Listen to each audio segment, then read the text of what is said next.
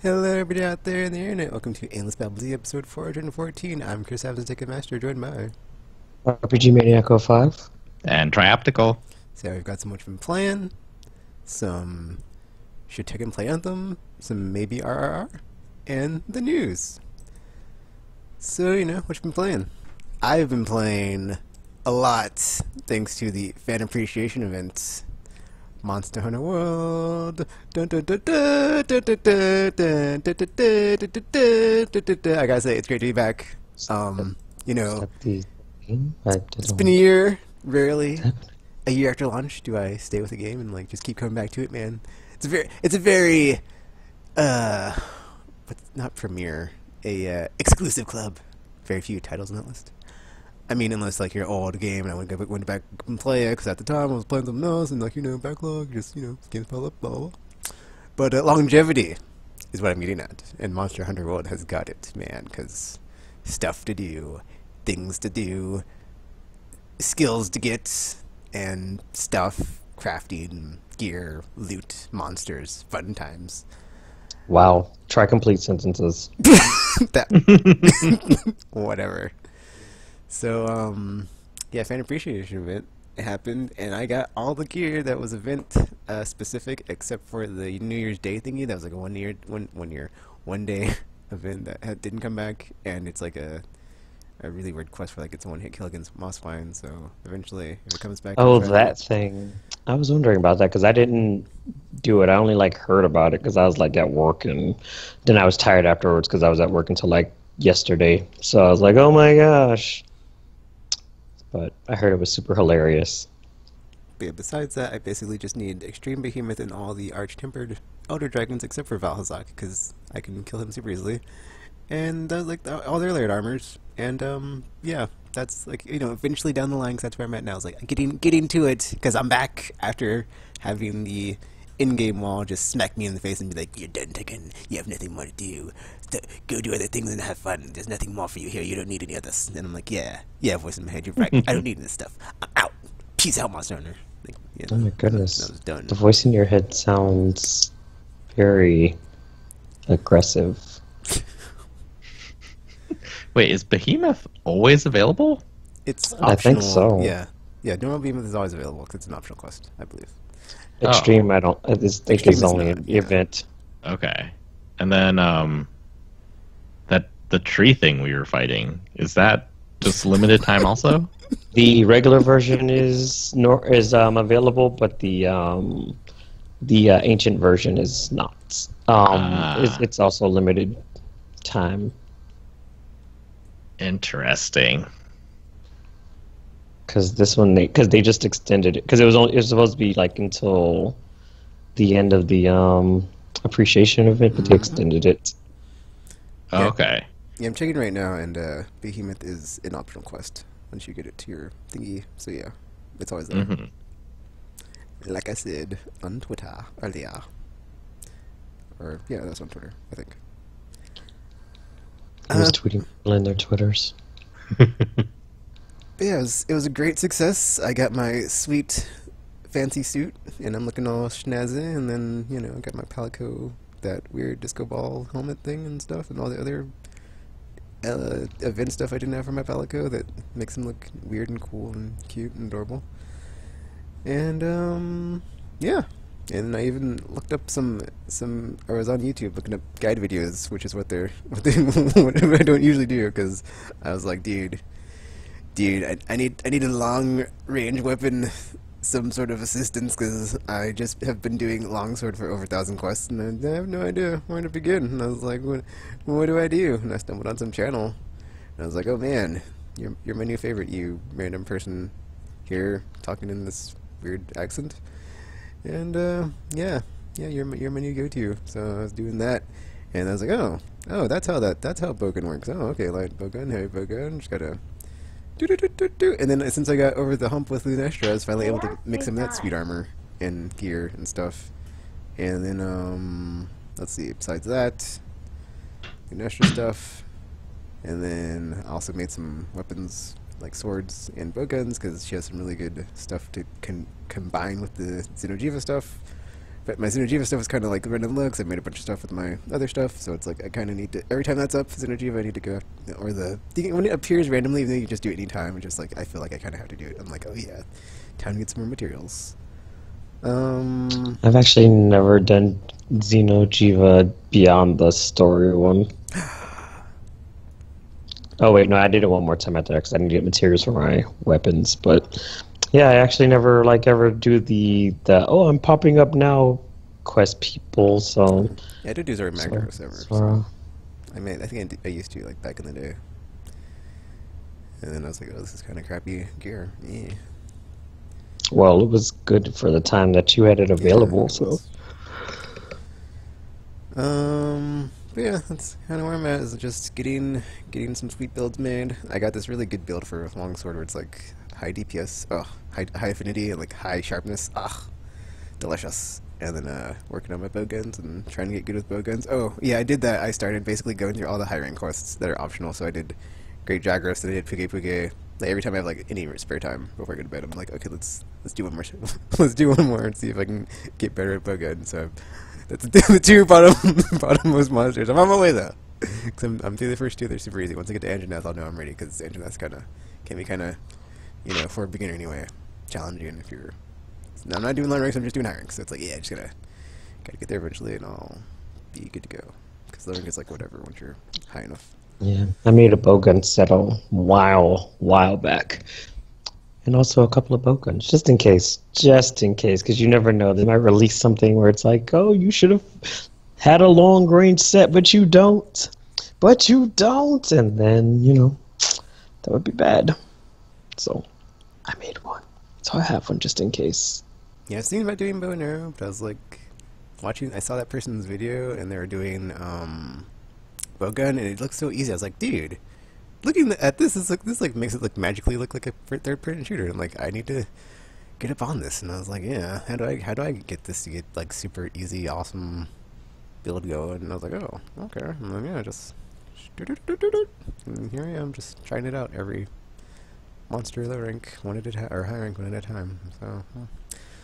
Bam, monster in the world. Oh, also, Ancient Legend. Whew, man, Witcher. Whew, that was a fun ride, I gotta say. Like, it was a good balance of like challenging but not too hard, and just man, I gotta say, just it made me believe in randoms again, at least in Monster Hunter, because I was like, at least in a certain time, like I said, like once you're past 3 a.m., you should be fine. Once all the I don't know. I don't know. I guess I shouldn't like be down on like the American players, but I don't know. What can I say? I played too much Destiny to like not be jaded by maybe it's just a 12-year-old playing that just doesn't need to be in my game, and I can tell. So, and like the things they do, and it's like, why are you doing this? Where are your flash pods? Oh no! And then or like 30 seconds in wiped, or 30 seconds in fainted. It's like, what's going? What?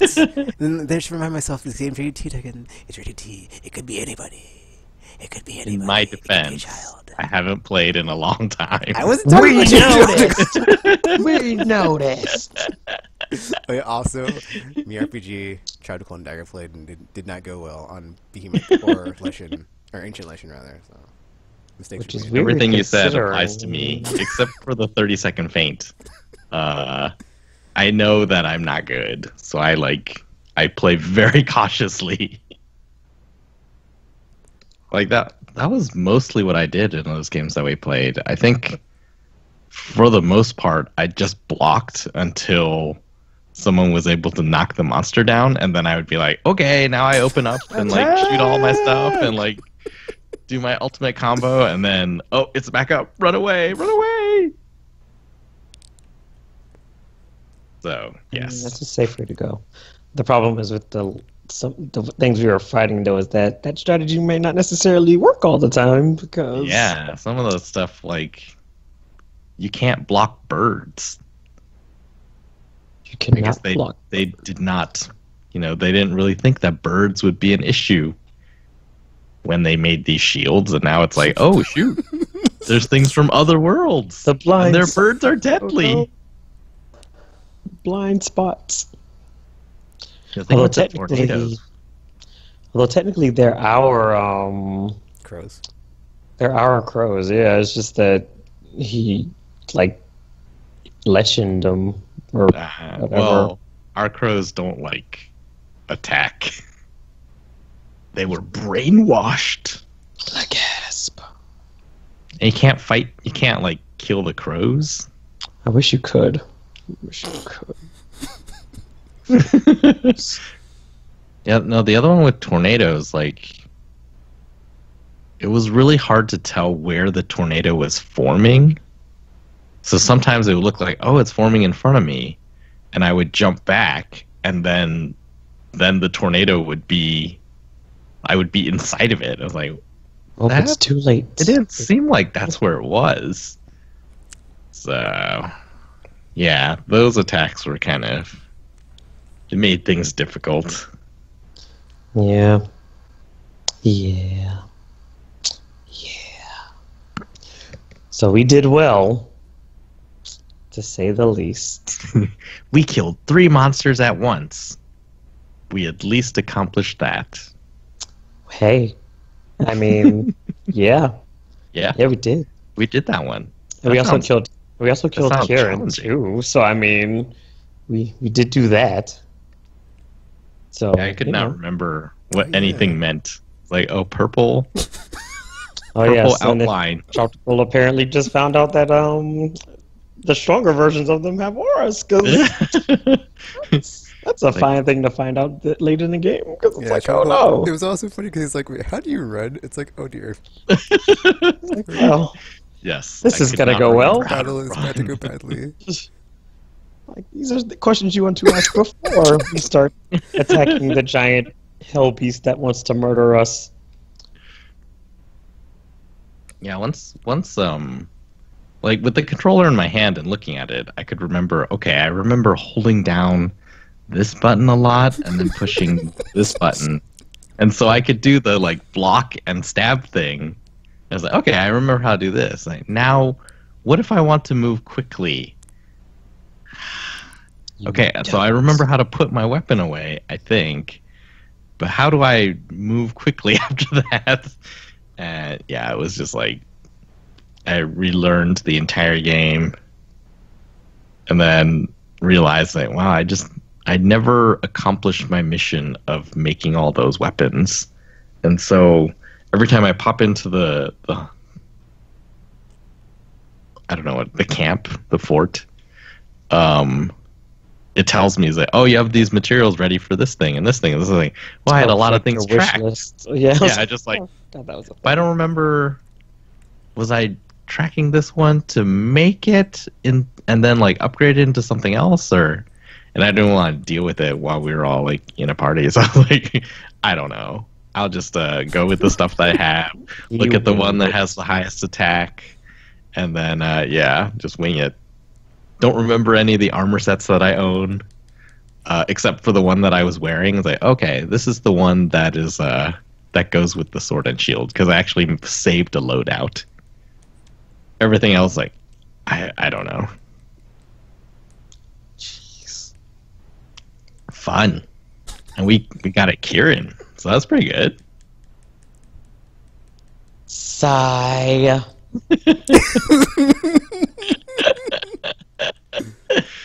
Although I did end up beating the ancient legend with like a group of randoms like right after that, so that worked out, I guess. Yeah, I did too. I was like, this is weird.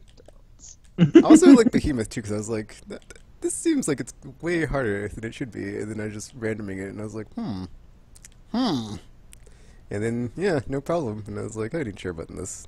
That was way too easy. And then I mean, maybe it's just because we were all too rusty yeah. from playing different stuff before we decided to go back to this game, and it's like, no, it's fine. Let's tackle the hardest monsters instead of warming ourselves up and getting back to the controls. We're like, no, it's cool, guys. Let's take on the hardest stuff. Cause My assumption was smart. that I just wasn't like doing any damage, because I was like, I'm pretty sure Tekken is doing a lot of damage, and RPG and Dagger, they know how to play this game, so they should be doing a lot of damage. But since I'm not really attacking that much, and even if I was, like, Dagger mentioned at one point, she was saying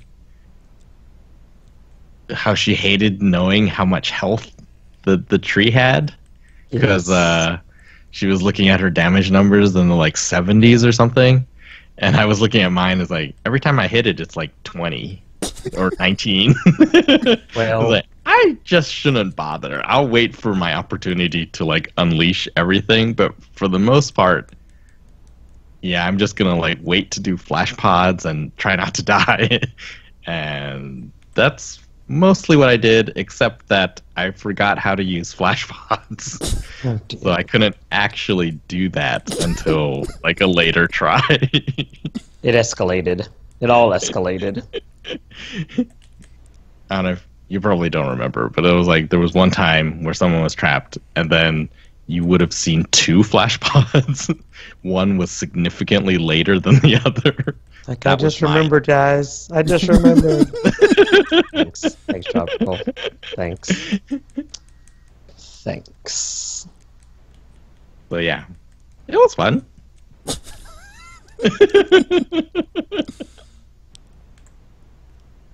Thanks, Tropical. Thanks for your contribution to the fight, Tropical. You're welcome. Thanks.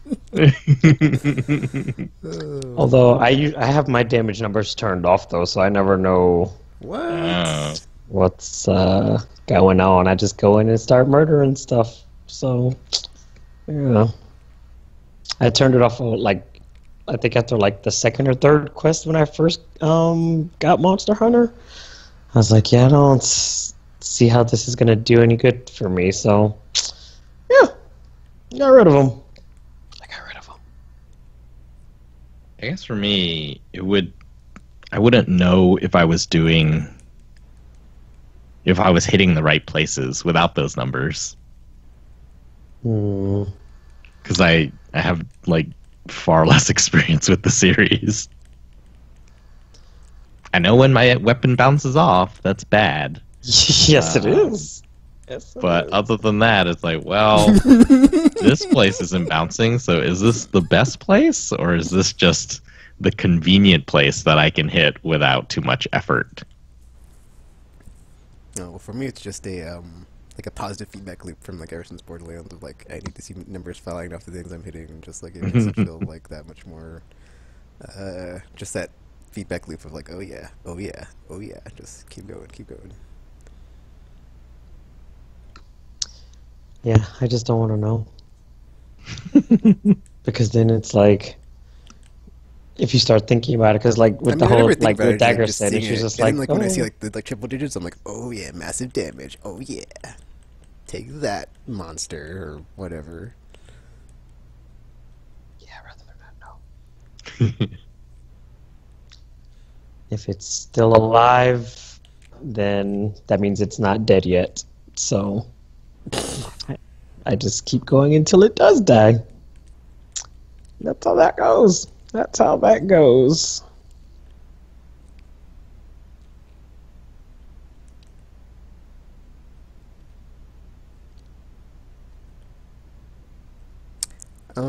So yeah, besides Monster Hunter, let's see, what else did I play? Oh, wow, I just realized I played something new. I'm like, I haven't played anything new. But then I did, and I got through it. So, yeah, that was... So basically, the thing I'm currently doing, because I was going to get Anthem, but then I didn't get Anthem, and I was like back and forth, Anthem, not Anthem. And then ultimately I decided against it, because, you know, just not a good idea. And Good. Good. and I was like, well, I got time to play stuff now because I'm not cracking out on another Games as a Service game. And I was like, whatever shall I play? And then I was like, oh, that's right. I ended up getting Ace Combat because that was also in that same time frame as the one of these mini Second Christmas games this year. And yeah, it's very pretty, and it's weird because it's like, I think only people that play a lot of those games or like just are really into it like will understand the story, because it's completely incomprehensible if you've never played any of them. It's just like Eurasia versus Oceania. It's whatever. It's something like that. Eurasia, Oceania, Usia, Osea, whatever. Weird imaginary nation names. And it's like the whole thing where it's like we're fighting and it's like all these characters and it's all interconnected from like previous entries for like the first time, because it's like the 7th entry, so it's actually kind of cool because it like builds upon all the past entries. I thought that was really awesome. And then because you've got like mention of all the Balkans, or not the Balkans, not the Balkans. That's a European region. The Balkans, who were in the Ace Combat 5 game, which is one of my favorites. So I thought that was really cool when they got mentioned. And then some other stuff I remember from Ace Combat 4 on PS2. So that was pretty cool. Like it's all in there. It's just like, yeah, super dense and kind of incomprehensible and unrelatable if you've never played any of them. So it's, I don't know. It'd be very hard to follow for someone like new to the series, I guess I should say. So just, yeah, if you play it, it's gonna be fun and everything, but just like the who, what, when, why, and all that stuff, pretty hard to follow. Pretty hard to follow. That being said, it's a fun game, and I very much enjoyed it, and yeah, it was a fun time. Fun ride, and it's a really cool scenario with a bunch of cool stuff. But yeah, if you like enjoy the games, I definitely would recommend it from the gameplay, because it is just like that sweet, delicious, gluey orange spot touching deliciousness of. Oh Do you my. like dogfights? Do you like missile trails? Do you like cannons firing at locked-on ships and all the voiceover? Oh, there's a lot of voiceover in this game. It's just so much. Oh, it's so good too. It's just like, you know, the constant chatter of like radio of like, I got a guy on me. He's on your 6. Check your 6. And like, I got one right in front of me. I don't know what my 6 is. RPG. 6 is the back of your plane, so it would be the rear of your plane, and then that would be bad because then there'd be an enemy like right behind you, locking onto you, and then, you know, doing, or like, yeah, just like when they got a lock on with their thingy, and it's like missile lock, and then yeah, and it's like shaking the missile, or like, you know, make sure you get out of the way for the missile at you because you don't want to die, and then, you know, that's not good, and then yeah. And then, oh, it's actually really cool in this one that since it's next gen, or since it's PS4, and like the stuff that they did with the current gen technology. So basically, there's like cloud stuff where it's like you go to the clouds and like you can lose missiles even faster because it's like hard to track through the clouds or whatever. And then it's like it's really, and like they really did this cool thing where like with your frame of field of vision and like your point of view, where it's like you go through them and it just fogs up or just clouds up, no pun intended, really fast, and it's hard to see, and it's just like, oh man. So it's like you can get really disoriented really fast if you're like in a cloudy weather situation and there's stuff going down.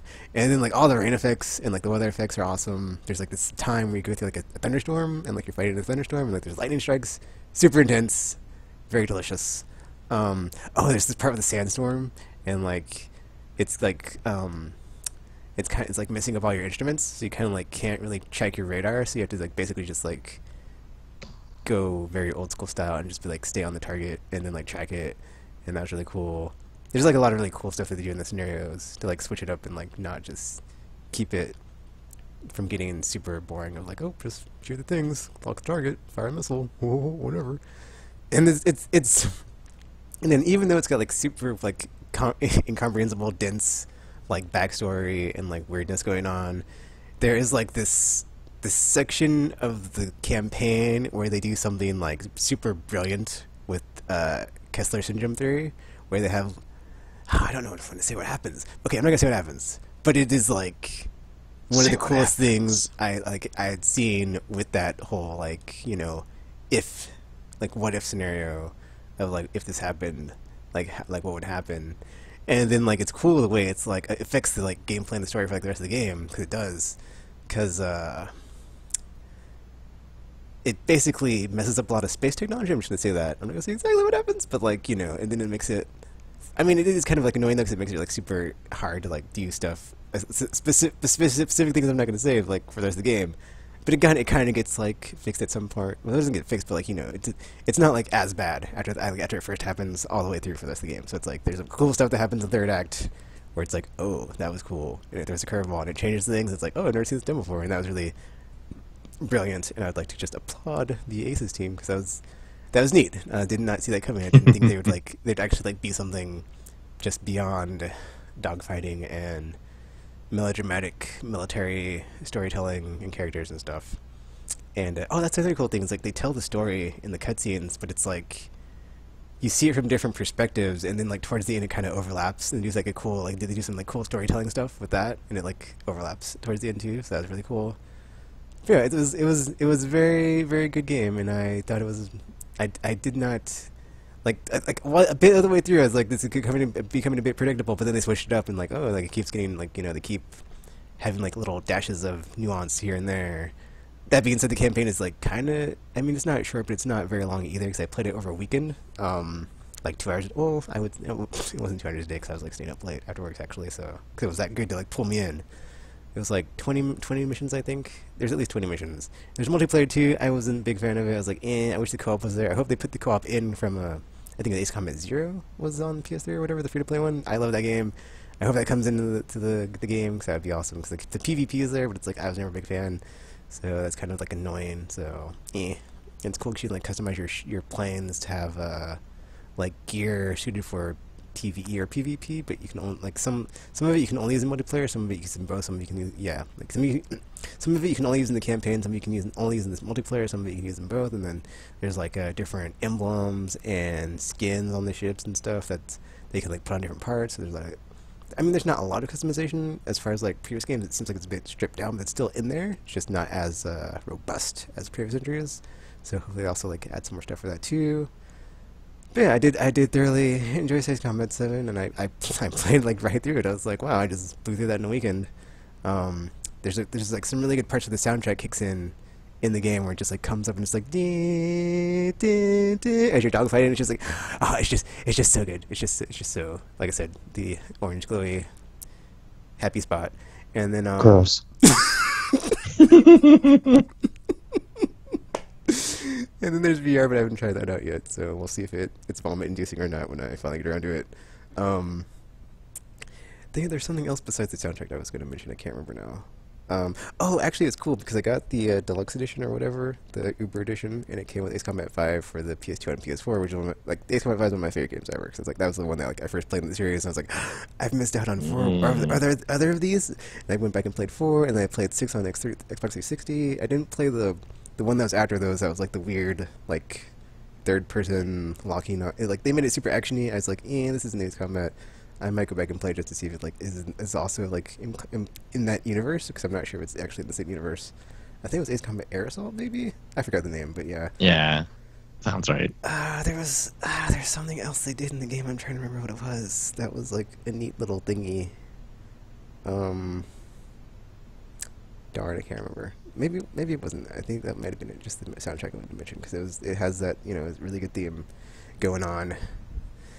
And yeah, if you're a fan, definitely check it out. If you've ever been interested, definitely worth checking out because yeah, like I'm always saying, I miss these games where it's like you get to fly around in a craft or ship or whatever, plane, what have you, and just shoot things like Rogue Squadron. That's one of my favorite genres that we just don't get a lot of entries in. So it was nice to play one of my favorites that I don't get to see every now and then. Now I get to wait however many years for the next one. So that was nice. Besides that, what else? Ace Combat, Monster Hunter. Oh yes, I did play something else. I did. Don't Make Cry. I'm trying to get caught up on that. Yay! That's also why I didn't Anthem, because I was like, well, Don't Make Cry soon, and if I'm playing Anthem, I'm not getting caught up, and I'll be behind now. So I've only played the first one in the series. I've never played 2, 3, or 4. Everyone says 2 is terrible, so I busted out the HD collection because I've had it on. It's not terrible. It's just a horrible game, is all. That's kind of how's that not the same thing, RPG? How's that not What I remember is they give you cool moves, but the enemies aren't smart enough for you to ever need them. Also that. Like, there was a giant boss fight where I literally just, like, stood in a corner, like, up close to it and just shot at it until it died. Yes. Yes. Yes. A lot of the battles just kind of came down to battles of attrition, so it was just like everything was a damage sponge, and you were just cherry tapping everything to death, and it's like, it's fine, this is fine. But it wasn't fine. It wasn't fine. I actually finished that game. So did I. That was, But that not was the willingly. 2-disc one, right? With Yeah. it had 2 characters. Yeah. One of them was that Bird lady. And maybe Dante in the future. And future Dante. Fonte, if you will. Or Funte? I don't know. But it was future Dante. Yeah, because there was the one move that I thought looked really cool the first time I saw it, which was you could do like a wall run flip. So you could, it wasn't like this where you're facing the wall. It's sort of like diagonally up the wall, and then you would like flip over enemies. But like the enemies would never be where you needed them to be in order for that move to look cool, and you know, for you to be able to use it to attack them in an interesting way. And I was just like, well, this is sad. It was a very disappointing game. Sad. On multiple levels. But the bright side is we got another Devil May Cry game, so you know, little victories, I guess. Little victories. But Can we yeah, continue, Tekken? so basically, I played one. I played it back in the day on PS2, so it's like I remember playing this game and liking it a lot. But then revisiting it on PS4, I was like, man, this game, not a lot in here. I'm like, how did this game become such a big hit where it was like so awesome? And replaying it, I was like, not a lot in here. Because It was 3. And then, yeah, it's like clearly something had to happen after this first one, where it's like, God, like things amazing things happen. Because I'm playing through this, not a lot to it, and then you get towards the end, some cool stuff happens, but there's a lot of emptiness in that game where it's like it was, not a lot it going was on. more about the combat and Yeah, combat's cool. stylishness, if anything. I was like, yeah, the combat must have been like super awesome for the time, because it's like, yeah, there's cool stuff you can do, but you know, after a while, after a while. Like, yeah, kind of seen and done it all. I'm just, yeah. I mean, because at the time, it's like you couldn't do cool stuff though. There's not like stylish, awesome 3D action games. Like you can just move around and have like awesome camera control like that. So it makes sense, like thinking back on it, like, you know, because like playing it now, I'm like, man, that's really awesome. Like going from like 1 to 3, woo, man! I gotta say, Devil May Cry 3, because back in the day, I bought it. It was like in my backlog for the longest time. I've never actually finished this game, so it's like I never really went back and played it. So I'm finally able to revisit it and play it for the first time, with fresh eyes. Oh my gosh! Ooh, I can like see why people gush all over this one, because man, it is up there, dudes. It is up there with the Arkhams and the Bayonettas and the Niers of the world, of just like stylish 3D action combat, just so good. And just man, the things you can do in that game, the things you can do. Like Tropical said, you can run up a wall, jump off it, slice a dude. Oh, I mean, that's the thing. It's just so good. It's just the tactile feedback, and just like everything feels so good. And there's this boss fight where like you fight these two dudes that are brothers at the same time, and it's just like and just like I'm sorry. It was just It also touched my glowing orange spots. So thank you, Capcom, for like, you know, the doubling up of the orange-tasticness this week of just and the cut. Oh, and that's the other thing, dude. It's like it is from a time when like the like slow down and like, you know, bullet time was like cool. So like they could totally like put it in the games and like, oh man, look, we can do that too in our games. And like every cutscene is amazing, because it's just like, oh, check this out, slow motion, and then like Dante does something cool, and it's like the cool fight scenes, and it's like stuff's going down, and it's like, oh, and it just like escalates, and it's like over 9,000, and then It was just like that. just like that, and then you get to a part where it's like Dante versus Virgil. 1v1 on top of the giant tower, and it's like, oh, it's going down, and it's like, and then, yeah, and then the cutscene, it's like, wow, the cutscene after, oh my gosh, like, that was just, like, so over the top.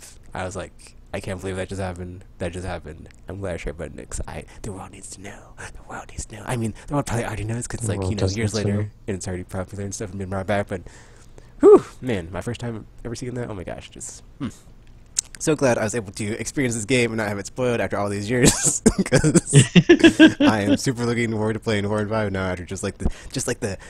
Let's see, where I'm at the part where like after you fight Virgil the first time and then you get eaten by the giant well thing on like your way down and like you're in the well. So or not the well. You're talking about Nightmare? I don't know. It's like you're eaten by some giant well fish thingy on your way, like when you like do that crazy jump from the tower and like gets eaten. I thought that was hilarious. Cool. And Cool story, bro. And that's where you're at now. So that's where I'm going to pick up after the podcast and then try to get through that. Then I got to get through 4, and then I'll be ready for 5. And my body is ready, I must say, already, because that just that like that one lick of 3 was just like ooh. This is why people can show over this game, because man, they like totally refined the combat in that one, just like polished it up, all the rough edges, and just like the like from 1 to 3, I'm just like, what's the big deal? And then I play 3, and I'm like, oh, that's the big effing deal. Yeah, just because like the circle button does like context sensitive things on like things. Haha. Like it's like when you're next to a wall, you like run up a wall, or like when you can like have like when you're stylish, or is it stylish? I think it's the stylish style. There's like the multiple styles, which is awesome because there's like the gunslinger, You have like gunslinger, the royal the thing, thingy, and all the stylish one, the trickster or whatever, and then doppelgangers, and all then, the fun and stuff. then it's like you push the button and like stuff happens, and like there's like these stalactites like he swings around and like jumps off of them and slices, and it's just like I think that's another thing, dude, is like, and like since I've played so many shooters and then they're in this console generation, to like play a game where it's like sword and gun combination, it's just like that's a nice peanut butter and jelly sandwich that you don't get very often. And it's just like this, just slice dudes up in games. It's like, you know, it's weird to say that's not something you get to do a lot very often anymore, but it's not something you can do a lot of anymore, and very few, even fewer do it where you like look awesome and it feels awesome. So Devil May Cry is definitely, oh yeah, it's like like playing this, and like, yeah, I can see why I had the reaction I had to DMC, because man, just like they kind of just like built off of that and just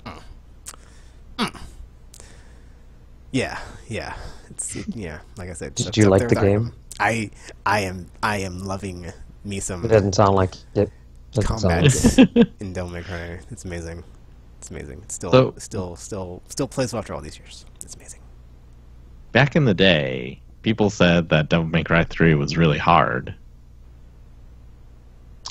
It's not really hard. Probably for the time that it came out, it may have been, but we've all experienced much more difficult games and stuff since. I would say it's challenging. I wouldn't say it's hard, because I have died. I mean, on specific parts, I've died like on the same thing over and over. But since I'm playing like the special edition, that's like the, I think it's called gold thingy and not the yellow thingy, or the gold. There's like a weird thing you choose before you pick before you start your game. It says like gold or yellow, and then I believe gold is the new version that's in the special edition, and like yellow is like the old version, where like you had to do like this level all the way over if you died. Gold is like you just get to checkpoint the room and just start over the room or something. But I could see why that would be the case before the special edition came out, and like you could just redo the section that you died in.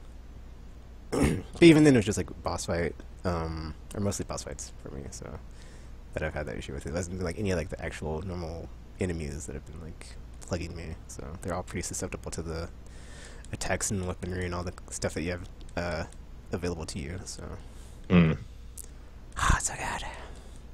I mean, there was like this really annoying boss fight though, where like there's like this giant skeletal snake worm thing that was like in this hallway.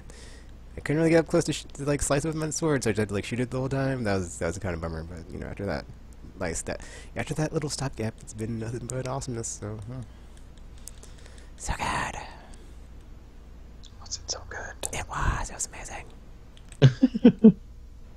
I was like, man, talk about missed the boat again. Jeez. That being said, I've got a lot of games in my pile of shame, and that's just one of them. So, as you and RPG were both talking about the whole Bioshock thing, I haven't played Bioshock. I played the third one. I haven't played any other ones. What? Like 3. That's weird. How have you 2. played? I have it, just haven't, got around to it. I was Mass Effecting. I don't know. I feel like those came out at different times. Amazing.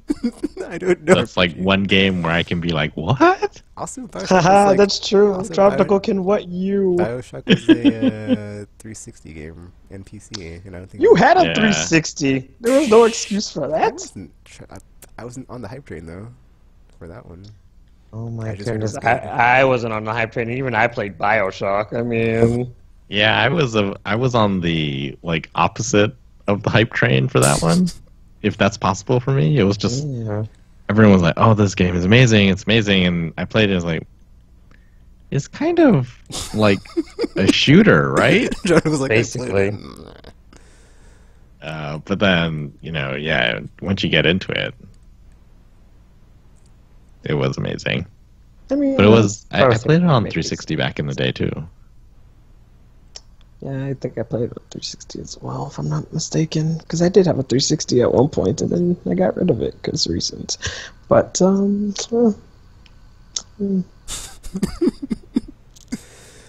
But yeah, it's it's pretty neat to go from like Devil May Cry 1 to 3 and just like see the escalation of awesomeness and just like the exponential increase in the awesomeness. it gets crazier. Output. Oh, I'm sure it does. Capcom style, or the one of the sequels. Cap. For some reason, in this case, it wasn't the second one. I mean, sometimes we make mistakes, and we learn from those mistakes. And then Devil May Cry 3 happened. Yeah. Oh, all right Well, then. 2 was made by someone else, I think. I think it was too, yeah. And then, because I remember reading that guy had a different sense of what was cool, Yeah, it's actually cool, than like, the first guy. On the credits on the first game, it has like Hideki Kamiya was involved. The Resident Evil dude was involved. So yeah, it's like a lot of cool people, or like that had stuff to do, and a lot of Capcom franchises were involved. Before all the Capcom stuff went down and they all left. And they're like, fine then. F you. Go make our own. I think that was before Clover Studio too. And Platinum. Alright, Platinum did come from them, didn't they? Yeah, Platinum came from the death of Clover at Capcom, Yeah. essentially. So yeah, that kind of worked out for a lot of people. Yay! That's why we have Bayonetta. It's true. It's true. Actually, I haven't played any of the Bayonetta games, so that's after this experience. I'm like, I must play Bayonetta because it's basically like the lineage of the DNA from this game, and it's Yes. probably just as amazing. Bayonetta is very interesting, to say the least. Well, yeah, there's also the whole weird storyline too thing with witches and whatnot.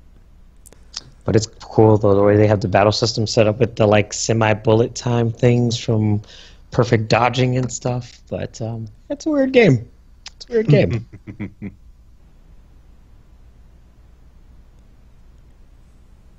But yeah, that was fun. I thoroughly enjoyed the revisiting of these Japanese classics.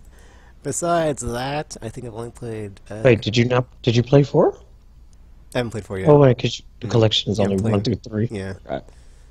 I mean, there's a thingy out now that has 4 in it, but I got the 4 thingy before the collection was out. So, but then I also I don't think I ever got 4 on 360 or PS3, and then I just never played it. And then the port happened, and I was like, oh, okay, cool. But then finally getting around to it, like, years later. 4 is interesting, but it plays quite a bit different because his powers are different from Dante's, so Yeah. it's fun. Yeah, because I had the collection on PS3, I just never got around to booting it up. And now I'm like, oh man, all those years I've been missing out. I might. 5 is next week, so It's like Hurry up. it's like I might have to take the title of best 3D action game from Arkham Origins soon because the things you can do. Things you could do. I mean, yeah, it is like very fluid and like the tells and everything in Arkham, but it's like if you want that 3D awesomeness Although, action, just like Japanesey style, sword and gun. although in Arkham's defense, though, I mean, it was made to be a Batman game, and Devil May Cry was made to be a stylish action game. So, I mean, of course, it's going to be a lot different in terms of the how they play. So, I mean, they can both still be the best action games, just in different ways. Because, I mean, And you can never take Really away the different. predatory stealth title from Arkham. So there's oh, that. that wasn't creepy at all. But yeah, that's cool. Just for you, RPG, just for you. Well, you know I'm terrible at stealth games, so yeah. Oh, we know. We might have been watching the whole time. The whole time RPG. Oh dear, But yeah, that's besides, just as creepy. besides, besides the daily races on Gran Turismo Sport, that's all I've been playing. But yeah, that game like gave me like 2 cars like very like in quick succession that were like awesome, but it was like, dude, I already have these, so it's like, you know, whatever. That the RNG in the game is starting to like, you know, try to make me hate it, but it's not gonna happen. I've played worse, so you know, you'll never outdo Destiny. Sorry, Gran Turismo Sport. Well, I mostly played a ton of Anthem over the weekend. So it came out on Friday, and I started playing at like 3:30 or so in the afternoon, and then since I was then, never heard from again. I think I've played like 30 some hours of the game. Oh my. But I think I'm going to save that, a lot of it, for the middle segment, which is just to make him talking buy about Tekken. should Tekken buy Anthem. No, the other game that I tried at RPG's request was Tetris 99, the Battle Royale Tetris game that they announced during the Nintendo Direct a few weeks ago. It is cool.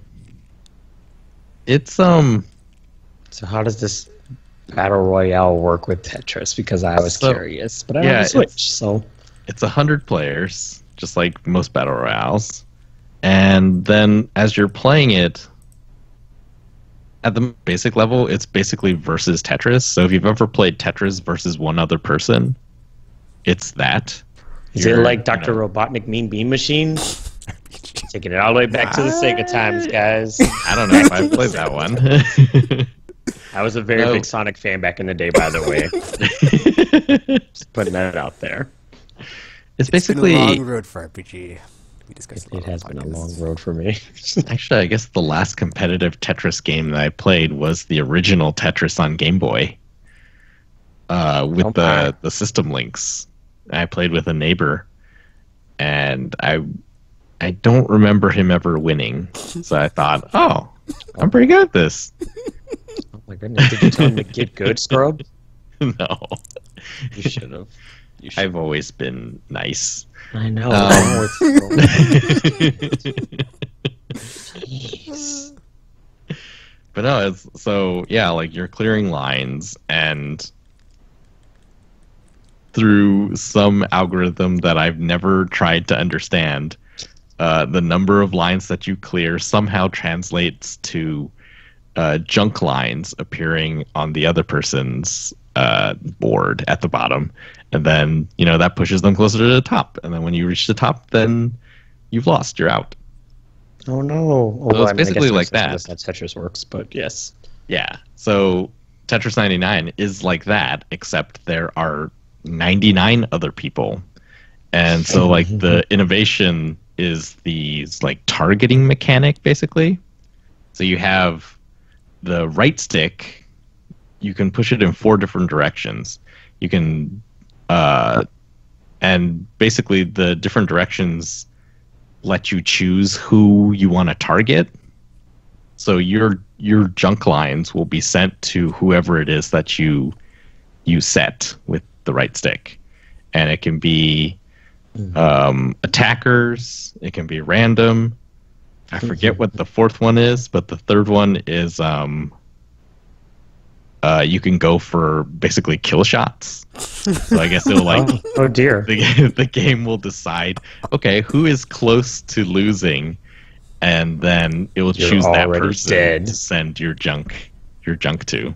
I like kinda how that's messed a up. category. Would you like to send kill shots? Yes. I just will wanted to say only send something. kill shots. Only kill shots. So yeah, and like I read an article recently, but yeah, the game really is like this. It's mysterious. Like it doesn't tell you how it works. So when Oh. you get into the game, it just says Tetris 99, and then there's like a menu screen that has options, your statistics, and then like play essentially. So there's no manual, there's no tutorial. It doesn't tell you how it works specifically. So people have been going out to like, yeah, essentially like you just have to be good at Tetris. Yeah, people have been trying to figure out all the systems. So apparently, like attackers is the only way you can send your junk lines to multiple players at the same time. Random and KOs is always like one person, one other player.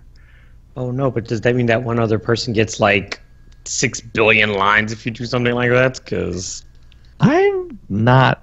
Again, like it's mysterious, and I haven't like looked into it myself, but apparently, like your attack power is affected by lots of different variables. So the number of people you've taken out gives you badges, and then that increases your attack power. Then there's also like there's something with attackers, like people who are attacking you. If you attack back, then you get some sort of bonus or something like that. revenge mechanics, yes. Yeah. And it seems like if the higher ranked you were in the game prior to the one that you're currently playing, like the more people will just be assigned to attack you or something. That's It was true. like it was really strange. I was like I was watching these other games of like really good Tetris players, and they would start and you would see like 12, 15 other players like targeting one player, and then they would break out and take them all out. And it's like pretty crazy. So then, if there's because now that I think about it, if there's 100 players, so how does the screen work? Because So the screen, Tetris is like a tall screen game, right? So it's the middle of the screen is your Tetris stuff. And then on both sides, there's little tiny, I guess one side has 45 of them, or is that right? No, like, yeah, each side has, one side has 50 and one side has 49 little rectangles that if you look closely, like, you can kind of tell. You can't tell exactly what's going on, but you can kind of tell, how full a person's board is. And then, but you can't like, or can you? Maybe I did. I think I did read you can use the touch screen if you're playing in handheld mode to like select who you want to go after.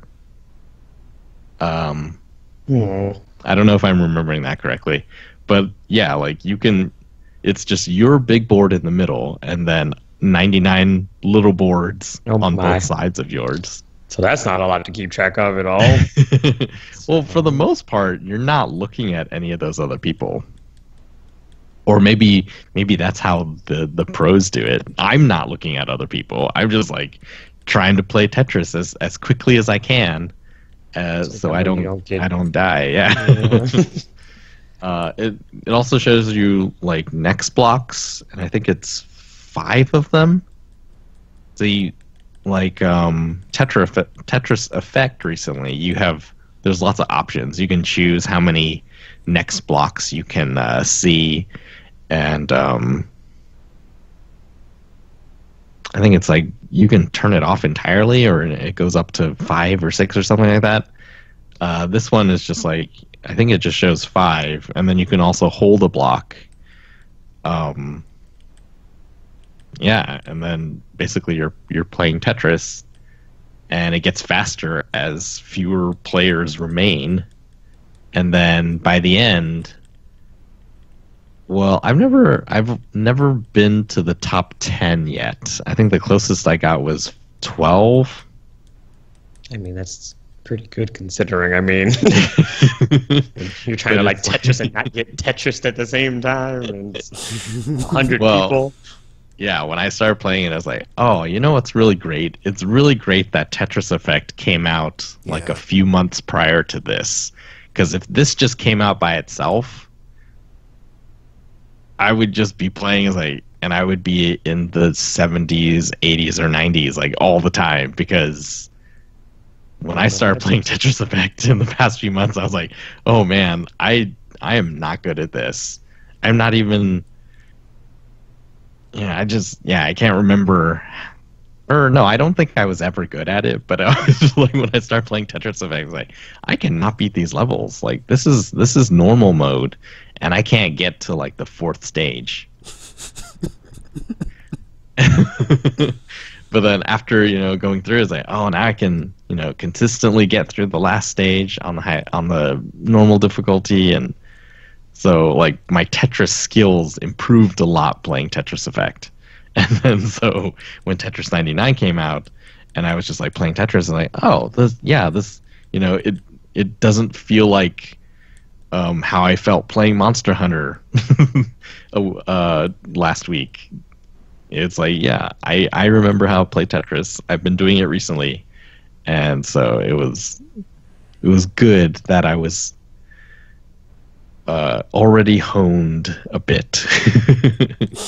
But I still haven't won yet, so I guess we'll see.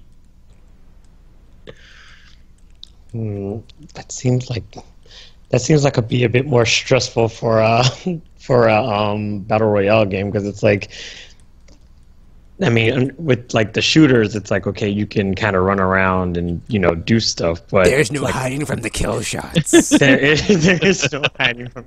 Yes, you can't hide in Tetris, and also since it's kind of like a puzzle game, it's not like, I mean, you kind of have to think and strategize and stuff. It's not just like, oh, just hope for the best and get lucky. Get lucky. You kind of can, and I can't remember if this is how old Tetris used to be, but like the junk lines that you get have sort of built-in counterattacks. So I feel like in old Tetris versus like junk lines would be very difficult to clear. Like you would have to clear each line individually to get back down to acceptable levels.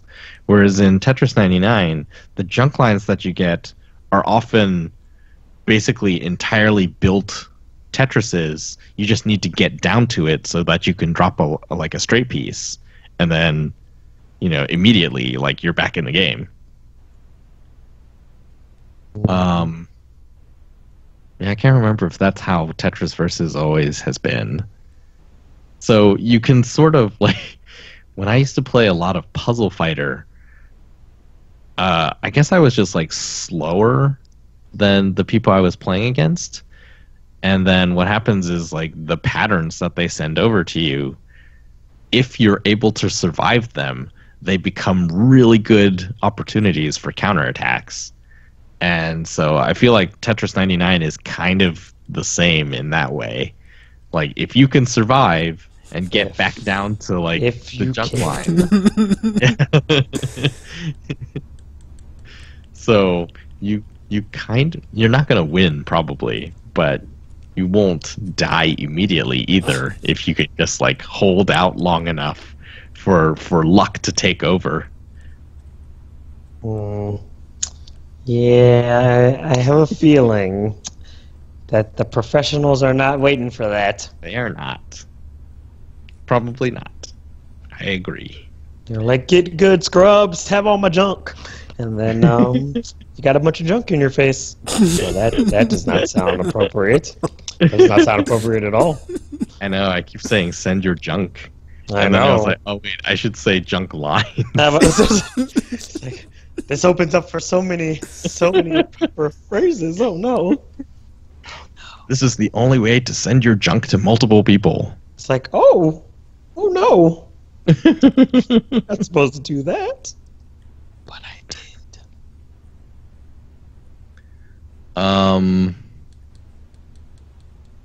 Oh, actually, I guess that reminds me. I played a little, well, not a little bit, a decent chunk of Apex Legends also, because you mentioned other battle royales, and I guess like Tetris 99.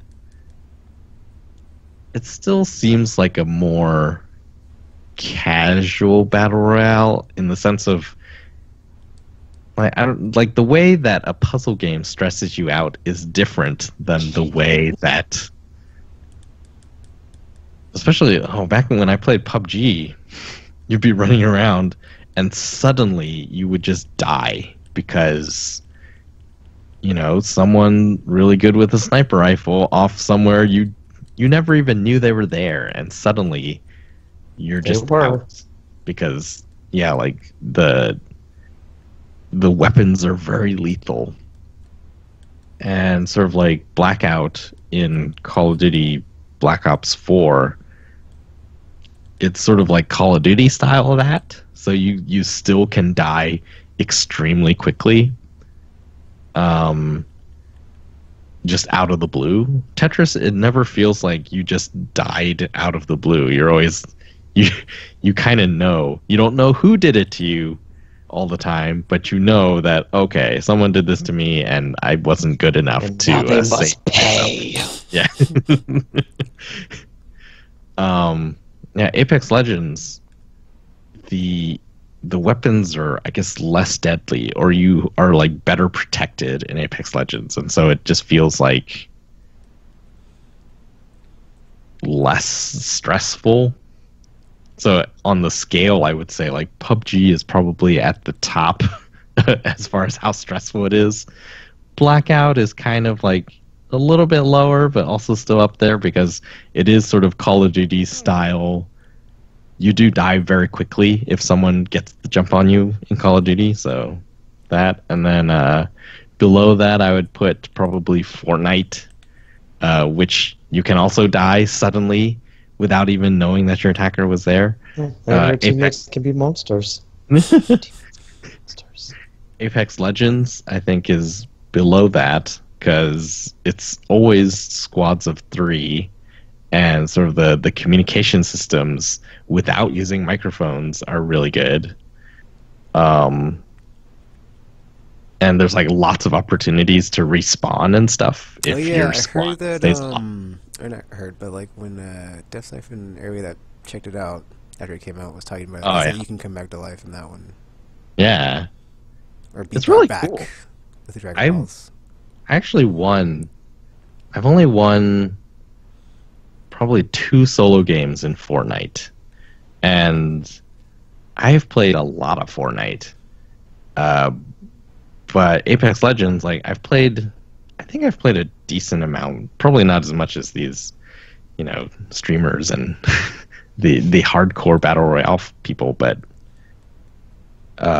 yeah, I've won 2 games of Apex Legends so far, and it was always a team effort. Like I have yet to win one where nobody on my team went down and was like taken out, and then we had to like pick up their banner and run to a respawn point and then respawn them. Like both games that I won, we had to do that for multiple players. But yeah, it's really cool, and it just feels like if the game feels a bit. Even though Fortnite is so colorful, Apex Legends somehow feels friendlier. That is weird. Yeah, it's really strange because it seems like a serious. Fortnite seems more, looks more approachable to me than Apex Legends does. But there's a bunch of children playing it, so they're all douche nuggets. So there's that. Did we talk about the meme on here of the whole like all the children playing it and like every game has become nice now? we did on it. Yeah, that's probably why. But yeah, I would put like Apex Legends as like below Fortnite in terms of how stressful, and then finally I would put Tetris 99 as the least stressful. Although it is stressful in a different way, and that's probably why. Like shooters, I feel like are more stressful than puzzle games. But not to say that it's a relaxing Tetris game, but it really is a lot easier to like put it out of your mind that other people are trying to kill you, because like, I mean, like I it guess really that's is like one way to look playing at it. Tetris with occasional obstacles thrown in your way, and that's kind of it. Yeah, I guess it helps that there's no voice chat too on Switch, so you just knew what they were doing. yeah, you don't know what those other people if you didn't know, maybe you wouldn't know that those are other players. You would just be like, oh, there's all this random crazy stuff happening on the sides of my Tetris thing, and sometimes I get more blocks at the bottom for some reason, but whatever, I'm just playing Tetris. Just having a good old time. Pretty much. But then he wasn't, said the narrator. But then he wasn't. Yeah, I've played that one. But Apex Legend is like, it's like a combination between like Overwatch and name a battle royale game. One of those, right? Kind of, because it's like a character shooter. Kind of. It's not just like, because like with Fortnite, everybody's basically the same. You just get different weapons. And Yeah. you can just build stuff or whatever. But it's like with this one, like the characters all have like different powers and abilities and stuff like you would in a Fortnite type. Or not for in an Overwatch type. Kind of. So- Like, I think the difference is, well, one, Overwatch has way more characters, and Apex Legends only has 8, and 2 of them aren't even available in the beginning. Like, you have to grind No. some sort of currency to get the other 2. It struck already. I'm trying to figure out, actually, how long it would take to grind. That's something I'm working on. Yes. But I haven't gotten enough to get 1 yet. So Oh gosh. quite a while. But no, that's because I was very bad at the game and hadn't figured it out yet. Oh. Yeah, the typical game that I won was around 20 some minutes of Apex Legends, which is, I feel like, longer than Fortnite games. Fortnite games seem to be like 15, maybe. But then, yeah, like that's the key. In Apex Legends, you gotta stay alive. The longer you're alive, the more experience you get, and then leveling up is how you get this currency. And so my earlier games, which were like 5 to 7 minutes long, weren't giving me much XP, and I was just like spending a lot of time just like matchmaking and setting games up and not really playing in them. So you have to actually take a while in these games. Yeah, you gotta, if you live, then you're getting a lot more experience. Also, side note, I just realized that the Battle Royale thing is a reference to Battle Royale. Yes, I believe Because that is the case. it didn't even like connect until I was like, wait a minute. They should be called Hunger Games. It would, yeah. It already has games in it. It's true. It would be an easier one to be like, oh, right, that's a thing. Because I keep forgetting it's like, all right, Battle Royale, all the poor Japanese kids murdering each other. Wow, that Hunger was Games with a was a- lowercase. a dark book. Very dark book. I also saw the movie for that. It's very Yeah, I dramatic. did watch the first one. It's very dramatic. Yeah, Apex Legends. Yeah, the other difference is that No, I meant Battle Royale, not Hunger Games. I didn't see those movies. ah. I read the No. books though.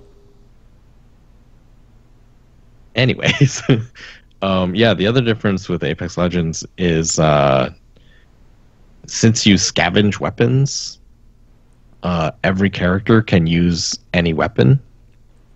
So the thing that really differentiates each of them is their abilities, and those are on cooldowns, and so you can't really use them that much. Like each character has one like a passive ability, which makes them sort of unique. Although it doesn't seem to have that big of a difference. Like there's a support character. She uses health items faster.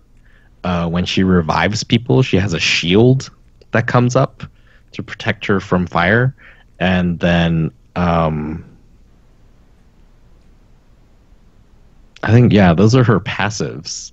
And then like one of her actives that she can use more often is she can deploy a drone that heals people. And then her like ultimate, I guess, is she calls down a care package, and then usually inside there's like really good equipment.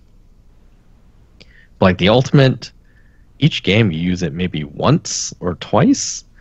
The passives, like they're not a huge differentiator because they don't come up all the time. Like hers were those that I just mentioned. There's another character who has like if she's under fire, she runs faster. And like that's not something you're using most of the game. It's just like when it happens, then you get a little bit of boost of speed. So in that sense, guess it like helps it you doesn't. run quickly towards people if you want to murder them for shooting at you. I guess so. The one time I used it, I was definitely running away. Oh, well then. But it's a passive, so it's like I didn't have a choice. Like I was being shot at. I didn't know from where, and I was running, and suddenly I was faster. It's like, oh, okay. So I got to see it. Yay. Yeah, and in that sense, like it doesn't feel like the characters are that different most of the time. Most of the time, you are just a person who can slide really well, because that's like one of the things in Titanfall. And also, you're just somebody with weapons, whatever you could find. Could you imagine a battle royale with Titans? We'll get there eventually, I'm sure. Yeah, I think maybe they're gonna do what Fortnite has been doing with limited time events, because those are pretty popular, and they'll have one that's like stand by for Titanfall, and someone gets a Titan. And it's like the Thanos event that Fortnite did, which was pretty fun. Yeah, that was a thing. So then everybody has to try to take down a Titan. Oh dear. Well, yeah, that was interesting with Thanos, because we didn't have to work together to take down Thanos, but it always makes sense to do it, because if you don't, then he's gonna take down everybody, and you're just like, well, I don't know why we were fighting each other. We were just softening each other up for Thanos to come and get all the kills. Basically. So yes, that was my battle royale stuff, and I will talk about Anthem after this. RPG, what are you playing? Dun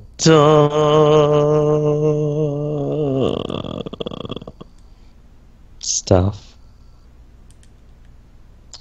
So basically, I mean, it was mostly Monster Hunter. I did start The Witcher 2 because it was on, or Witcher 2, The Witcher 3 because it was on sale during GameStop's Pro Days, I think it was called, that thing. So I was like, oh, let me pick this thing up, because everybody keeps talking about how amazing it is and how I should play it. So I was like, okay, I will do it. So I did. But I haven't really played much of it because I forgot why, but it happened. So, I mean, I started the game, and then I did the tutorials, and then I went into a village where I accidentally attacked a villager, and then the guards tried to murder me. See? Of course it was an accident. I mean, I didn't know you could hurt them, and I was trying to show him a cool magic trick, because I have magic powers. I'm a witcher. Shut up. So yeah, and then the guards were like, "Yeah, you can't do that," and I was like, who's gonna stop me? And then they're like, well, we are. I was like, you know what army? And they're like, this one. And then there was like a bunch of people. They're all way higher level than me. I was like, oh, this is bad. So I either have to try to figure out a way to murder all these people all at once and cover up my first murder, or run away and hope that this thing resets. So yeah, that went well. So then after that, I was like, okay, let me try to not kill people, and I started playing Gwent, and that pretty much took up the remainder of my time, because card games, guys, card games. So yeah, People don't die in Gwent. I mean, not technically. I think. I don't really know how that works. I mean, it's a card game, man. I mean, people can't technically be dying. Their cards could. I mean, I don't know. I'm just a Witcher, man. I don't know how that works. I'm assuming I'm like mixed with monsters or something because my eyes are yellow, and it's like I don't know. I don't know how it works because I haven't played any of the other Witcher games, so that also kind of makes things a little weird because I don't actually know any of the lore for the universe, so I'm just kind of going with the flow. But I'm assuming they're people who have magic powers and monsters, and then yeah, they're like demons running around called the Wild Hunt or something, and and then I have a daughter for some reason. There's things going on, and I don't really know. I don't really know what's happening. So yeah, I look forward to discovering all these things because yeah, I have no idea. So there's that. And then other than that, I've just been going through the battle gates in Kingdom Hearts 3, so I can like get all the secret reports and stuff, so I can learn things and more lore and all that stuff. So yeah, that's been happening. But that's pretty much all I've been playing. Nothing too exciting. So, has RPG played the most Witcher out of all of us now? He's only played a bit of the third one, Tropical. Have you played any? I played the first one. Like, I got to the first village. I played a side quest. I played. Oh, okay. I mean, it's probably. Have you played any at all? I've played not that far in the first one. Cool. So I have played the most. You all suck. What are you talking about? job, How do you team. play the most? You've only got like to the first village and killed people. That's like Yes, but I also played a card game. Did you play a card game? it. I had Did a the sex first one have a scene. card? So Yeah, there. I had that at the beginning of my game. I mean, I was in a bathtub. So it was post-sex. So yeah. Come at me, bro. Post sex isn't the same as sex RPG. Come at me, bro. I put skills into my skill tree. Yeah, well, so did I. Because they were skills for murdering people. By accident. I've If it wasn't seen the intentional. beginning of 1, 2, and 3, and that's it. Doing it around the college, Tropical. As usual.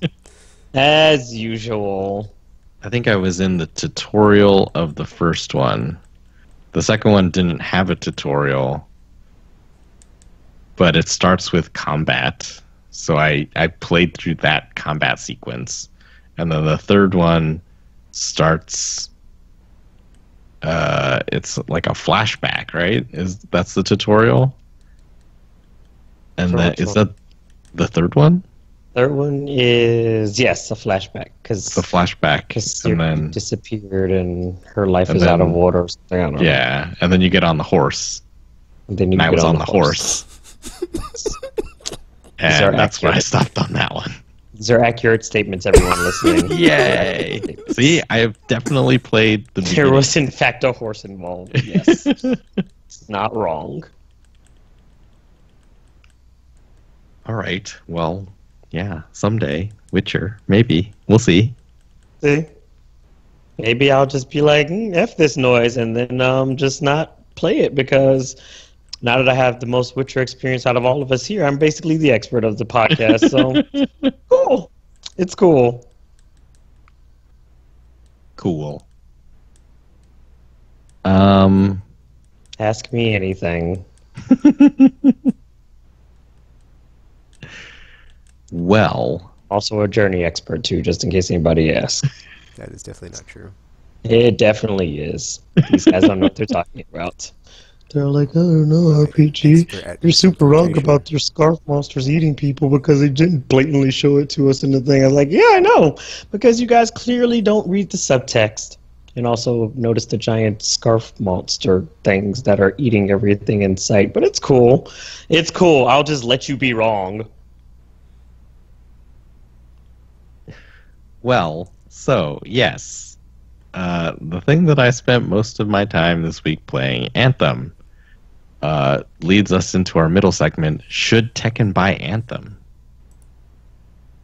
We did this for RPG and the Switch before, and I thought it'd be interesting because as I was playing the game, it was very hard not to compare it to Destiny, just because of what it is, and also because at some point Tekken was thinking of getting Anthem because he was afraid it might be better than Mass Effect. It turned out to be something completely different. The So, mental hypothetical train Yes. pulled up the station. They got crazy. get in, Tekken. Get in. He didn't get in. He didn't get in. So, in a single sentence, I think that Anthem is actually pretty good. Of course you do. You're Except that it's kind of broken. These like- seem like things that are not things you want to be connected if you're on No. Team Want. Except for the fact, well, except now, like, games can be patched and stuff like that. So, I'm sort of hopeful that it will get fixed. Oh, I've been on that train before. In fact, I think I still am. It's called Destiny 2. Could He get is better. still on Could that get chart. worse. Oh, no, like, what I'm saying about broken is, like, Technically, or is it like... yeah, it's, like, technically broken. Oh. So, the game, the cadence of the game actually reminds me a lot of Monster Hunter, where you go back to your base, and you're just like there alone, even though when you're out in your mech suits, which are super awesome, you're playing with other people. But then when you go back, it's just you. And, you know, that's where you take care of everything. You can't change your gear out in the field, just like Monster Hunter. You can. Uh, Go to the You tent. can in World now, but you couldn't in the previous Monster Hunters. Oh, you can change it. Oh, that's right. You can change it in the tent. Well, you can't my change it like gosh. all willy-nilly, like in Destiny, where you just Yeah, like you out. just go to the menu and be like, oh, yep, I'm doing this. Yeah, it's like in the town, you know, prepare for missions and get your missions and stuff, and then you go and do the mission, and then you get rewards and like new gear and stuff like that, and then you go back to town, and then that's where you're able to like put on your new gear and try all the new things, and then you know you just sort of repeat that.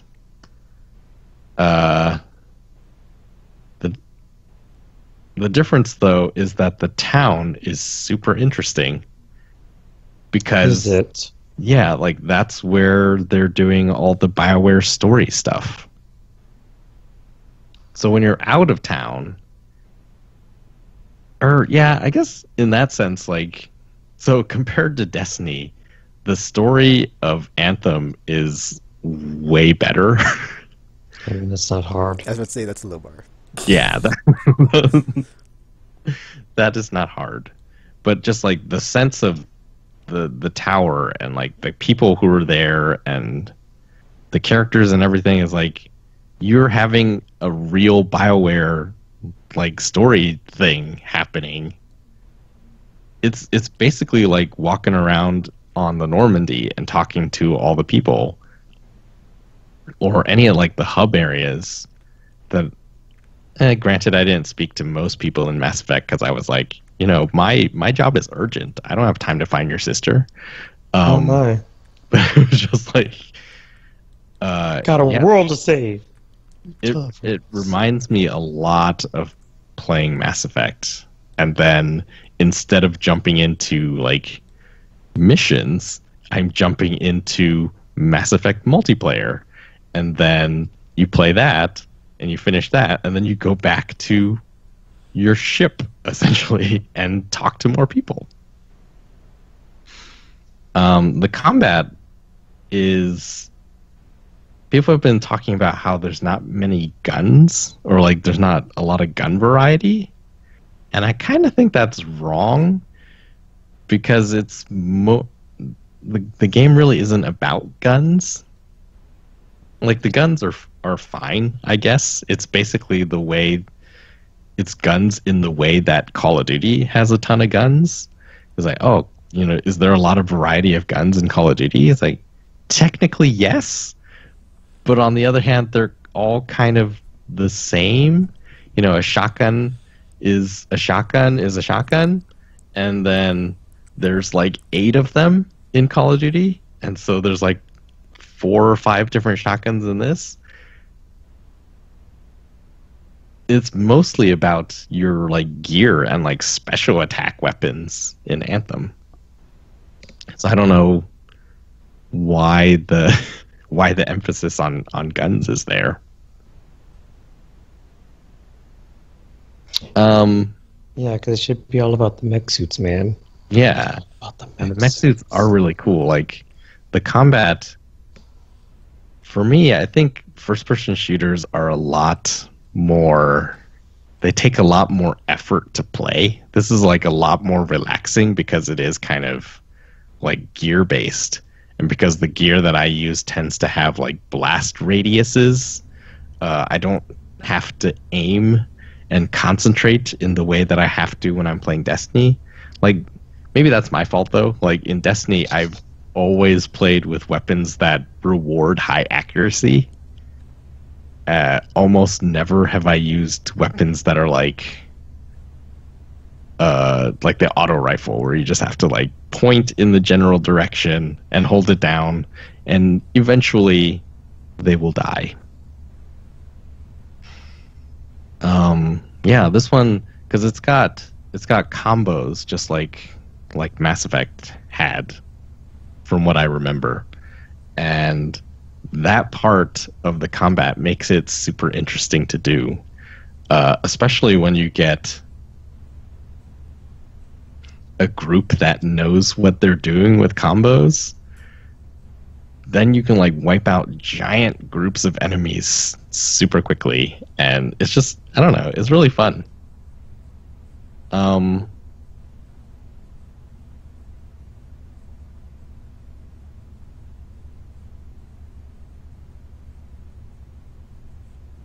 Yeah.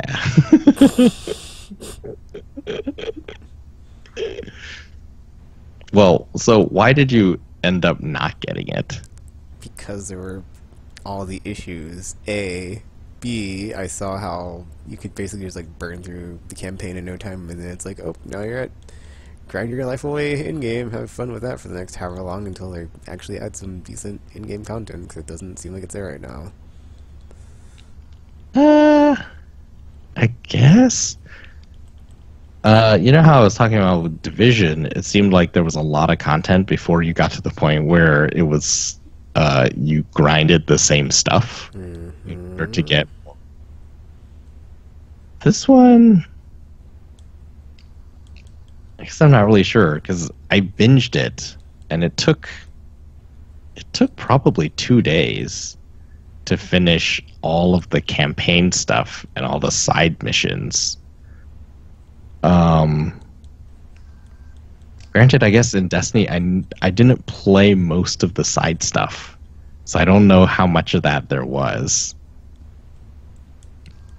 But to me, this one felt like it did have a decent amount of content before I found myself repeating the same content to progress power level wise. Oh, so that's one of the things that I think is really cool. Like, in Destiny, you're kind of gated, time gated in a way, with the resets. So every week there's only a certain amount of powerful gear that you can get. And then how How's it work? Then you just have to be lucky, right? Mm-hmm. You just are hoping that prime engrams drop. This one, Anthem, I think, has a lot more opportunities for you to roll the dice and get better gear.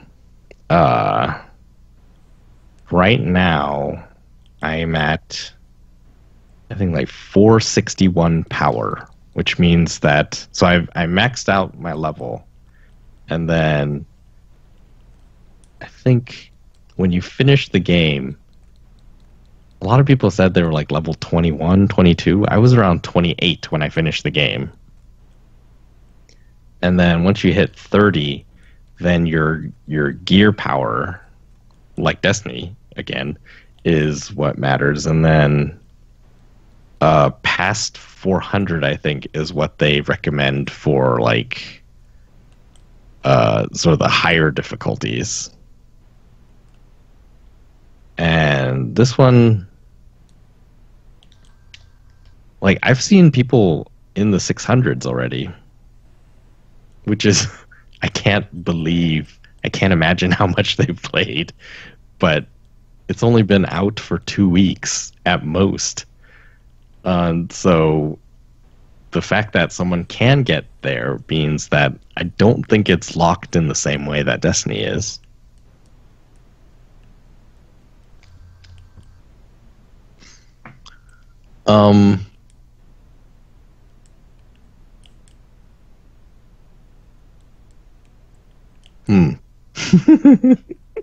I suppose this is not very convincing, is it? That's true, because he doesn't really like Destiny at the moment, so it's probably not the best way to go about. Most of it is like, I think the grind is better than Destiny because of the story stuff, and also because it's not as frustrating. Like, Destiny's feels like they're trying purposefully to slow you down. It's like, oh, we just gotta slow them up until we can get the next thing out, which will only be a short 5 or 6 months away. So you can only do the Nightfall. Nightfall is once, or not the Nightfall. The raid is once a week. If you do it more than once a week, then you don't really get anything unless you're super lucky. But you know that it's a very small percentage. This one doesn't have raids per se. It has essentially strikes, like strongholds, but there's only 3 of them, which is like not ideal. But on the other hand, like playing them over and over again gets you gear that you can actually use. Like, I believe every time you finish a stronghold, you're like guaranteed at least one like higher tiered gear drops, and you can just keep doing that again and again. And because the combat to me feels much more interesting than Destiny, it feels like less of a grind. Like you are playing the same mission, but because your sort of group was always different, or at least, yeah, in my case, like my group was always different because I wasn't playing with friends. Oh, yeah, that's one aspect of Anthem. So I would recommend not playing it with friends until you're at the red effing line, red flag dropped. I didn't know what you're talking about as far as like don't play with friends. That sounds like something I would never do in a game if I was playing co-op. Don't play with friends. Don't turn on voice chat. Don't play with friends until you've gotten to the point where you've gotten through all the story.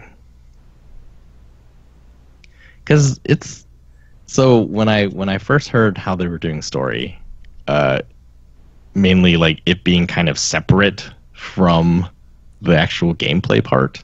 It's like you got a town that you walk around in, and that most of the story is happening there. And like there are story missions, but you know, everyone has to watch those cutscenes at the same time. So there's no, like, you're not disrupting the group if you're like, oh wait, I want to watch this cutscene. It's like, well, they're stuck in the cutscene too, so everyone is watching the cutscene.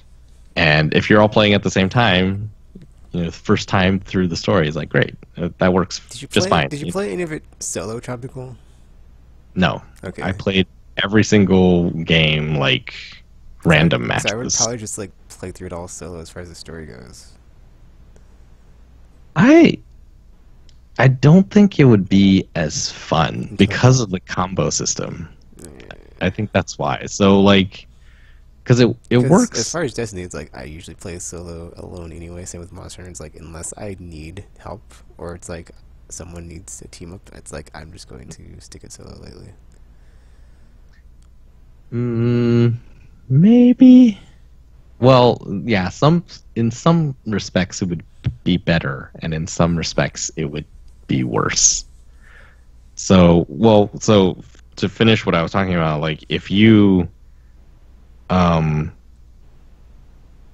made sense for me, or to me, to play with randoms because then I wasn't like holding anyone up if I decided like I wanted to go and talk to a bunch of people in town, and then like the whole group would have to wait for me to finish, or they would have to do other stuff in town.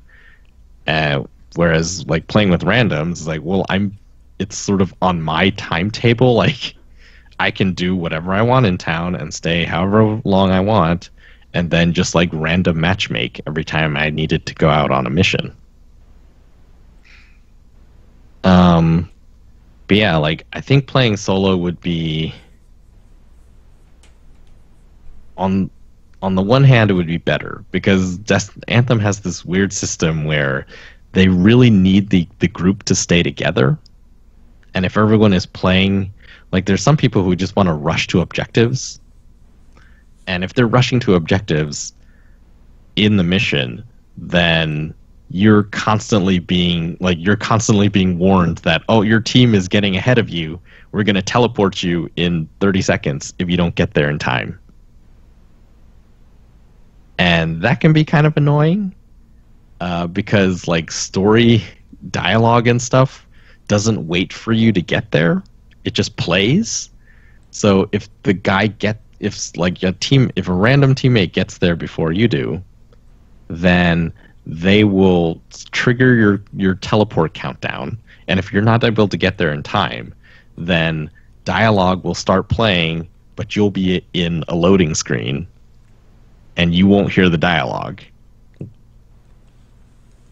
Oftentimes I would hear like the tail end of dialogue if I was teleported to my team.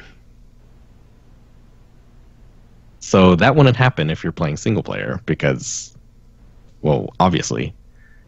But on the other hand, like the combo system is harder to do, or it's less impressive if you're by yourself because you can only have so much gear.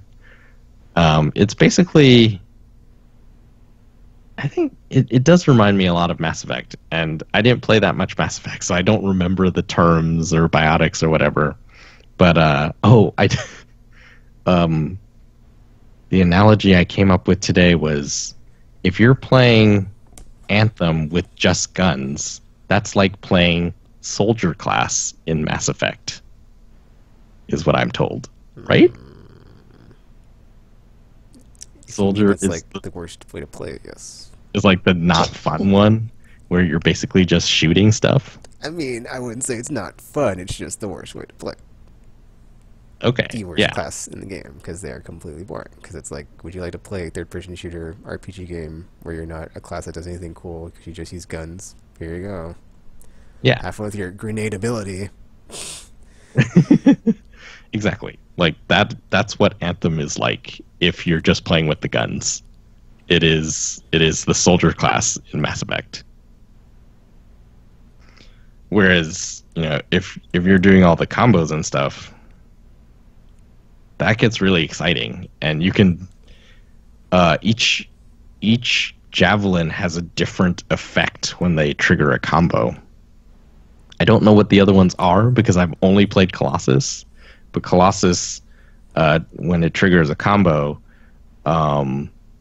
there's sort of an elemental explosion that can damage other enemies around.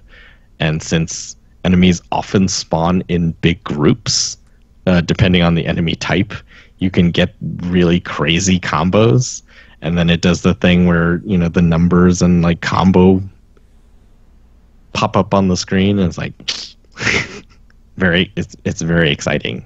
It just, yeah, that combat wise, it just feels like that is more exciting to me than Destiny was.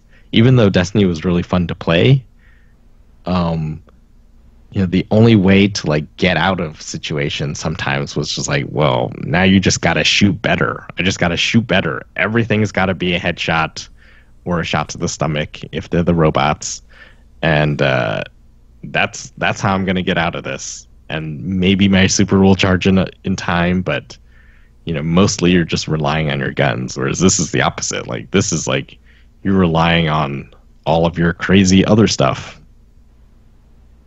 And yeah, with a team of 4, it can go by, or you can just, it's just way cooler. You can get through things way easier. Although maybe that's not a good thing either, because on normal, the game felt super easy. Like, there never seemed to be anything that was that tough. Wait, you can set that difficulty? Or Yes. Yeah, every time you go out on a mission, you can choose the difficulty. And I think the beta had hard. This one, so it's like there's easy, normal, hard, and then there's 3 different levels of Grandmaster. Is it Grandmaster? It's Master something. But yeah, I think it's Grandmaster. 3 levels that are harder. Yeah, I've been playing, so after I played through most of it on normal, and then I was just like, this is too easy, like, I gotta turn it up. So I turned it up to hard, and then it was still, like, kind of easy. There's only a few enemy types that are just very difficult to deal with. But then now that I'm trying to get, like, better items, I'm playing on the first Grandmaster level. Yeah, the game does not play around at that point. Everything takes a lot of hits, and so it really does become like, oh, you gotta know how to do the combos. You gotta, prime everything you can, and then someone's got to be aware enough to see, is like, oh, everything is primed. I'm gonna hit the detonator and just take everyone out. Because yeah, like, everything has way more health, and they do way more damage, and things like the Colossus shield aren't as effective anymore. So it gets really cool as far as like a challenge when you get to the higher levels. And then, yeah, at this point, I think it would be awesome to play with friends or use voice communication, just not with randoms. Because, like, setting up the combos, I've had one game where everyone was, like, really on the ball with combos, and we just destroyed this contract so quickly. And there was, like, there was a lot of tough enemies, and yet, because everyone was doing just like on point, it turned out really easy. Like, oh man, that was so cool. So I think with a coordinated team, you could do that more often, and this was just like a random chance thing. But yeah, as far as like story stuff, I think it makes sense to do it by yourself. Whether you're playing with randoms or alone. Just because, well, for me, I don't want to hold other people up, so.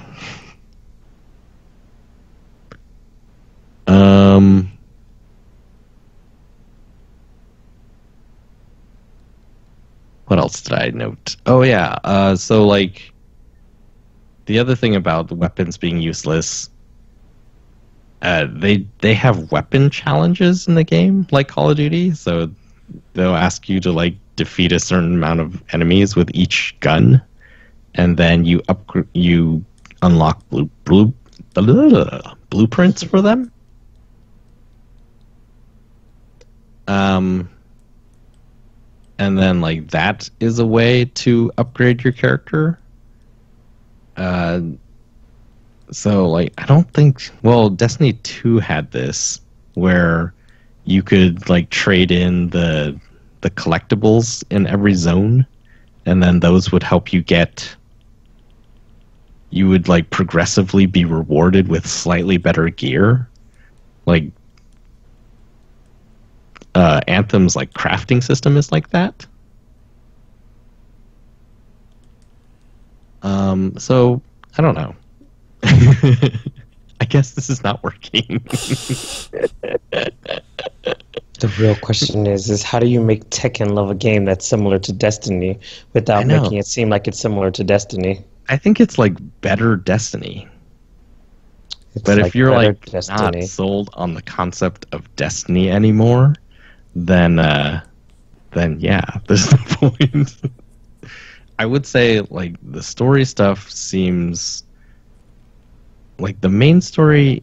I've heard people say it's not that good. I thought it was fairly interesting. It had like twists and stuff, and I don't understand. That you were the Anthem all along?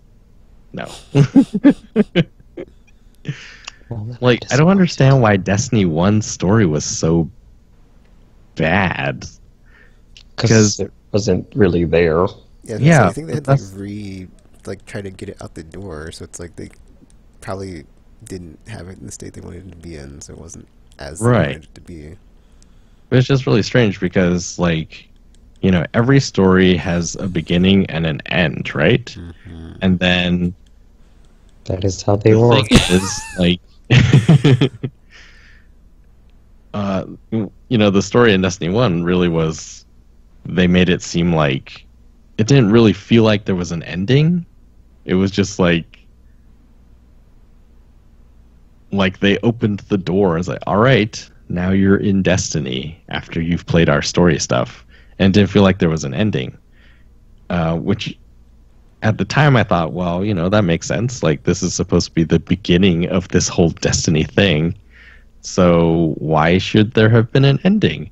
But now that I think about it, it's like, wait, like they could have had an ending because the thing is, you know, people live through stories all the time or events in their life that they turn into stories, and those have beginnings and ends, and they don't die at the end of all their stories. Like life continues after the ending. Like you can have life after endings.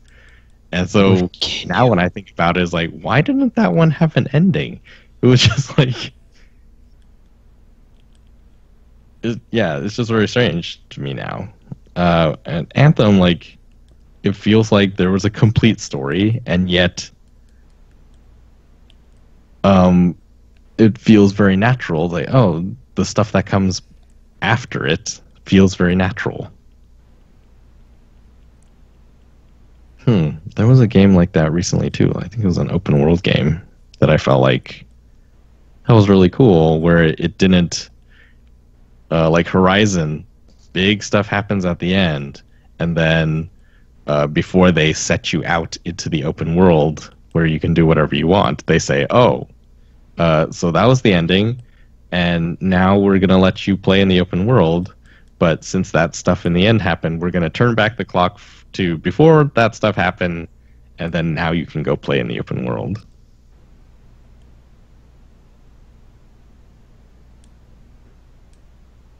Where was I going with that? I don't remember. I don't know, Tropical. I don't know.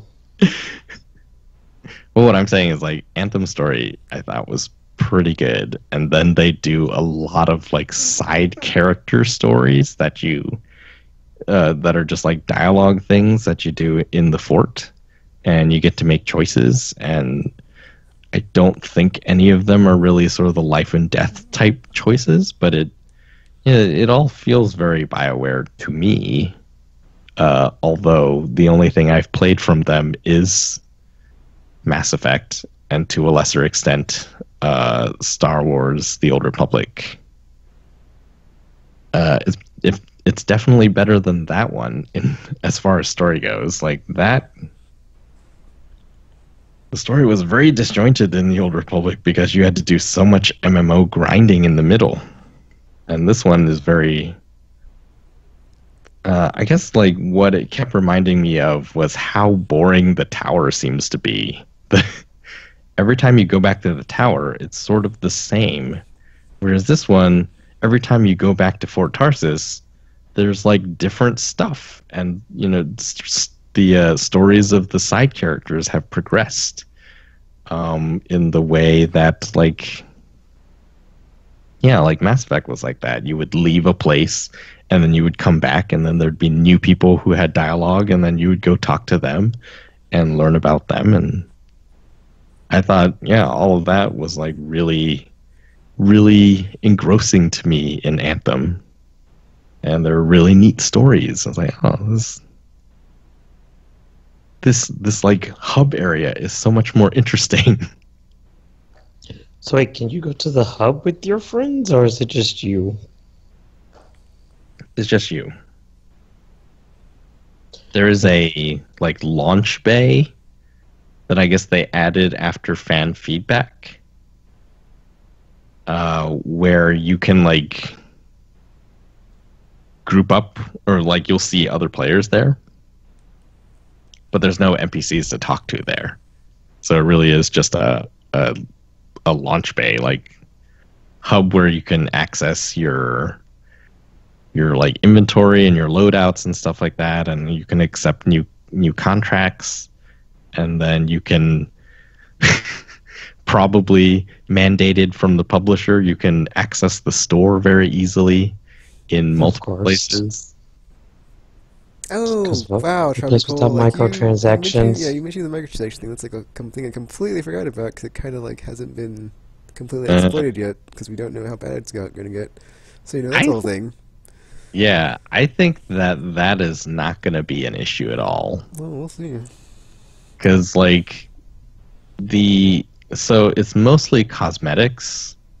Mostly. So the real money stuff you can only buy cosmetics with. There's coin that you earn completing challenges in the game, and those can be used to buy the same cosmetics. The most expensive cosmetic I've seen so far was 61,000 coins, and I have earned 150,000 coins in the time that I played. And like I didn't want that cosmetic, so it's just like, well, there's really nothing for me to spend my coins on right now. You should save them just in case. Yeah, I guess so.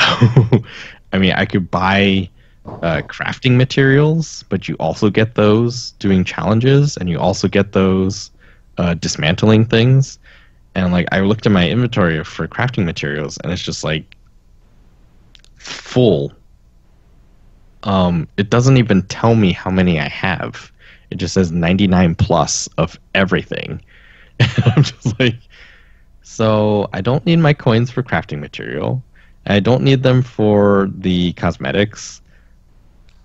What am I supposed to do with these things? Nothing.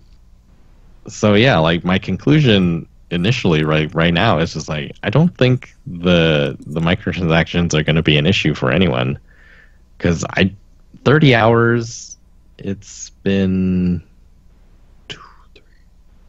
5 days. I guess that is a lot, but it's not really tied to playtime. It's like tied to challenges, and they have an array of daily challenges that reward you with coins. The weapon challenges give you schematics, so it's what kind of challenges were they? I think they were like combat challenges, so you have to like kill a certain number of each faction, or I think the exploration ones give you coins also. But yeah, there's just like a lot of ways to get coins. I think you can even pick them up randomly out in the world. So there'll be harvest points, essentially. And sometimes, like, I remember one time I picked up some crafting materials and 4,000 coins from a plant that I smushed. And I was like, huh. So you can just get these out here randomly too. So yeah, so far, nothing. They may be pressured into making it harder to get coins, but so far, Yeah, because that's the only way they're going to give people are going to be able to do like the microtransactions. Otherwise, it's going to be like, well, I can grind all this stuff easily, so why do I need to bother? I could just, do what I got to do.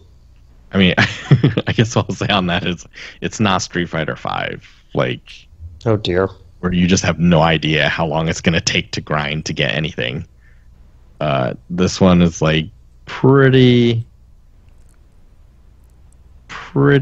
attainable, I feel like. I have started to feel the sort of urge to get cosmetics, though, because when you see the other javelins and they all kind of look like yours, you're like, well, I don't want to look like everyone else. I want to be special, and so you do start looking for them. But yeah, so far none of them have been that good looking. So the desire to be different is like different better. I want different better.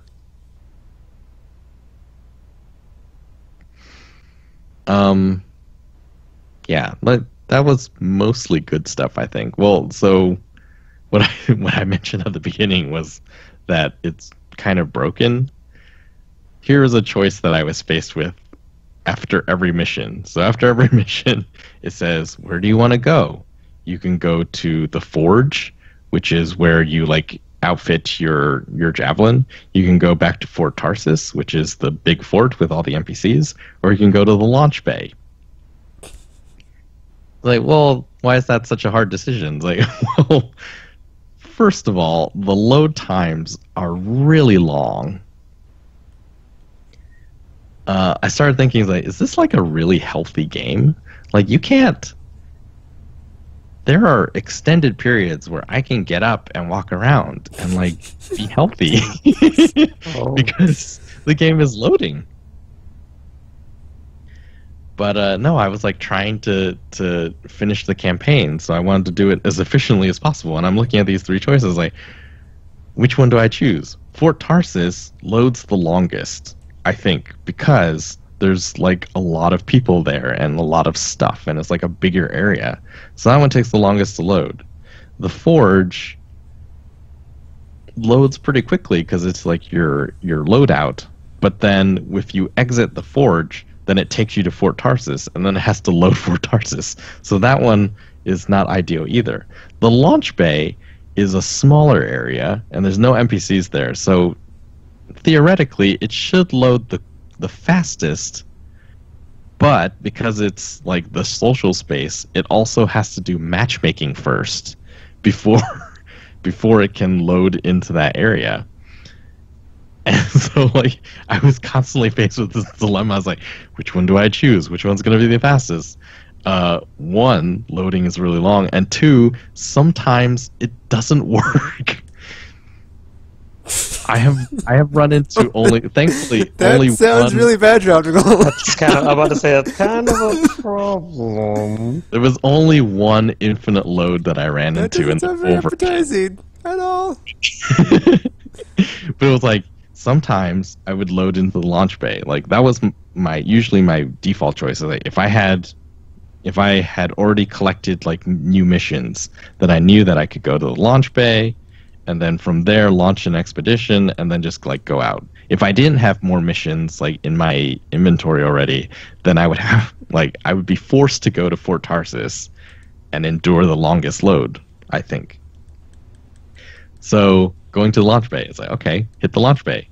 Loads faster than Fort Tarsis, but then you get there, and sometimes it's not quite right. A few times I would like load there, and it's like, okay, first I'm going to go to the Forge here, which also loads faster because I guess the loading back and forth in the launch bay is just quicker because there's less stuff. I would try to get into the Forge. Like, oh, button's not working. Oh, it's not loading. Oh, it's loading. And it kicked me back to the launch bay. Okay, so I can't access my forge. Well, then forget it. I'll just keep the same equipment, go on the next mission. Run up to the area where the like mission launcher button is supposed to be, and it's not there. And I turn around and there's like a bunch of players running around. It's like, it's not just me. Like everyone is stuck here and no one knows what to do. That is the launch pretty button is Oh dear. Oh dear. time to go back to Port Tarsus. So I would like go back and then It's like, load just doing patrols in Destiny can sometimes make me rage. If I had like any type of delay issues, that would just boil over for sure. It was really bad, but since then they have patched it already, and the load times are like a lot shorter. So now I avoid the launch bay because that one has broken the most times. I always Tarsus, and the load time, while still there, is far more bearable now. Jeez. Then there is the other issue. So sometimes missions glitch out, and you Oh dear. don't know why. There's been a few times. The funniest one was you can do a thing called quick play, and in theory, quick play is supposed to be like, oh, if someone dropped out of someone else's game, like they thought it was too hard or whatever. Well, I'll get to that though. If there's like a, what? Hmm? No, because you said if somebody dropped out because they thought it was too hard. But no. Right. So, like, quick play is basically you are reinforcing an existing squad out there, mid mission, and then like helping them complete missions. It's like in theory, that sounds really good. And there's actually like end game quest where you have to do 25 of these. And I was like, yeah, I want to go help people, so I'm gonna do quick play, and I just like kept doing quick play. The problem with quick play is that it doesn't seem like people are dropping out of games because they're too hard most of the time. Most of the time, they're dropping out of games because that game broke and there's need to progress. And so, like, the funniest one, I loaded into a game and they were like fighting these like two enemy spawners, essentially. Like a gateway will open and it spawns enemies. And what's supposed to happen is you beat all those enemies and then the mission progresses on to the next part. This time, it never ended. The spawners just kept spawning more enemies. And I must have spent like half an hour with these 3 other people just fighting the same enemies that kept spawning out these spawners. And like, I don't know why I did it. I like the combat, but I was also sort of like, this is definitely not what is supposed to be happening. There's no end. And then so I got the idea is, okay, I'm gonna like kill myself, and then hopefully else will kill themselves, and then like the mission will restart from the checkpoint, and then maybe we can like finish it. But I guess they did not understand what I was doing. And also, I was kind of high level, and it was like very hard for the enemies to kill me. And so people started like dropping out of the mission, only to be replaced by other people reinforcing the mission. It was just like this endless cycle of like being like loaded into missions that can never be completed. Yeah, that happened to me at a different point where I loaded one, I got in, and it was at the last boss area, except the gate wouldn't open. And so people were like dropping out of that one, and I would be sitting there and watching people like cycle into it to refill those spots. Like, no, like the servers need some sort of marker on missions where it's like, this one is borked. Don't stop sending this people. One is borked. Jeez.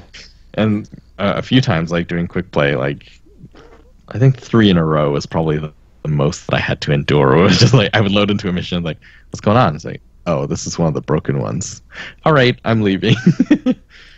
And then you try to load into another one. These would not be that big an issue if like a lot of the issues I feel like would be less of an issue if the load times were shorter. If the load times could get, short enough, then reloading, it's annoying, but it's not like, now I gotta spend like 10 minutes to do another thing, to get out and then get back into another thing. Yeah, so when I say broken, I think fundamentally the game is good. It's just that there are major annoyances right now.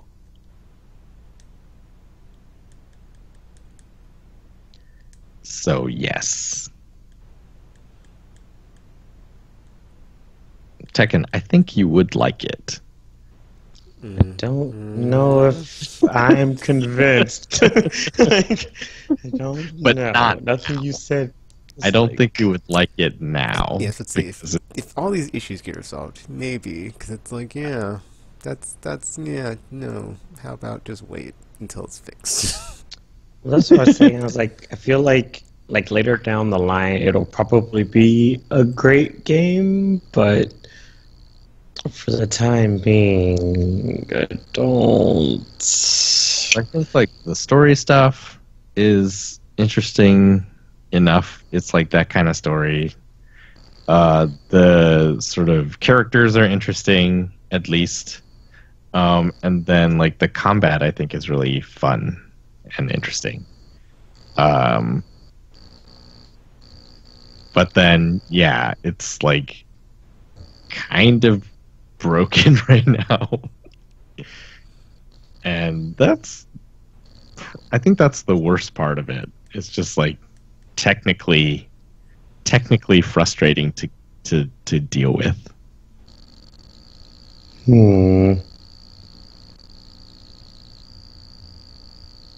What is that? I hear a like spinning noise. Spinning noise? Not me. It's Maybe. too. I don't know what it is. I'm gonna guess it's RPG's controller. Oh, I'm not doing anything. Oh, well, I don't know what it is then. that's weird. That is weird. Maybe it's something Tekken's doing and he doesn't know he's doing it. Yes, no, 'cause it's doing it when I'm not doing, or yeah, when I'm not doing anything, it's doing You can it. hear it. Yeah, I can hear it.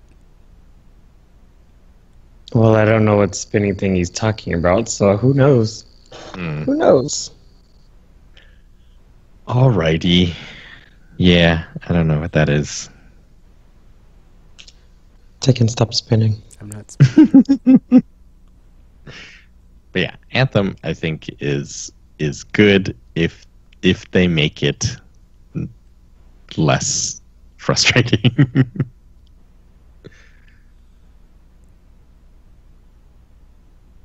Let's do our quick RRR then. Yay! We'll leave this at no conclusion. I Or think, definitely not now. yeah, I feel like down the line it might actually be something worth picking up, but I feel like currently it's probably like kind of like gonna end up like how vanilla Destiny was until they like started adding expansions and stuff, and it's like, oh, okay, there's actually some meat in this steak sandwich. I don't even think that's the case. Like, it doesn't feel that way to me. Well, Destiny tropical. really did feel like Oh. you started repeating stuff very quickly with Destiny, and even Destiny 2, I think was like that too. But yeah, this one, it doesn't feel like there's quite as much recycled quite as quickly. I don't know what to tell you. I don't know what to tell you. Yeah, they also put out that roadmap, and I was like, "That's way that like just like I was like that was just like instant alarm bells in my brain of just like this is way too similar, too soon, too much, just not nope, too too close." Yeah. I hope. Well, so my experience is I've played everything in the game. there's like I think one dialogue tree in the main hub world that I haven't done yet. But I've done all of those. I've played every mission. I guess the only thing that happened that I haven't seen is there was a major cutscene in the middle of the game where I blame the game. Like the game messed up, and so I didn't see the cutscene until I like exited out of the game and then came back, and they like played the aftermath cutscene where they talked about the cutscene that I missed. And so I imagine it was really cool the way they described it, but I was just like, that's very sad. Like, I've been spoiled by the game itself.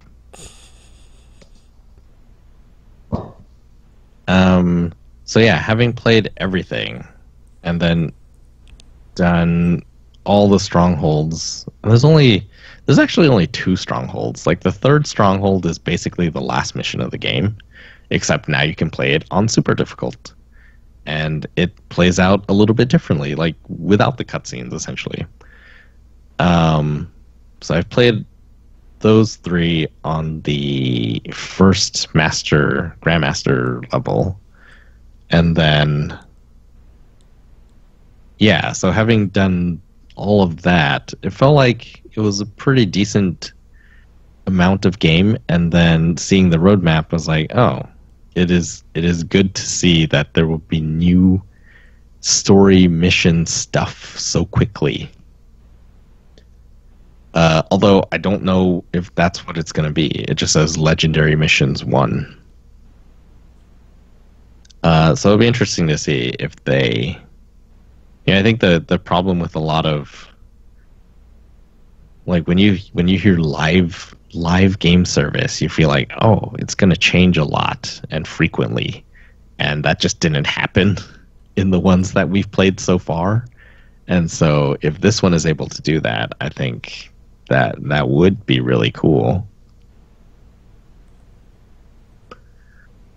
But yeah, we don't know yet. I hope. Because I do want to get it, but at the same time, I've been burned in the past, so...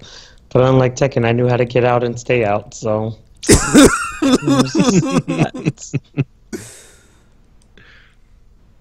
It reminds me more of... Like, Monster Hunter, you are playing the same things over and over as well. And it's like, well, why is that more bearable to me than, like, Destiny playing the same things over and over? And it's like, I'm not really sure. And fun. I think, yeah, like, is it because, like, it's just more fun to play? Whereas, like, first-person shooter is very, like, intense for me. Like, it's, like, a lot of focus required. And so, yeah, Monster Hunter is, like, I don't know if it's easier, but it's like less intense and stressful. And then this is like less intense and stressful. And so playing I've played the strongholds a lot. But they're just like constantly fun so far.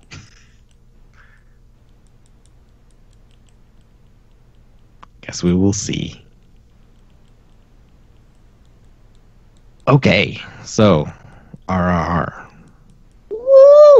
We're going to do a little differently this month to try. We're going to do weekly ones. And that way we can do like weekly middle segments more often. So this will run, March 1st, there's a bunch of games coming out, which is a Friday. And then I think the next show is the 6th. So we'll do March 1st and March 5th. My birthday! Oh, is it? My birthday is on the 5th, yes. I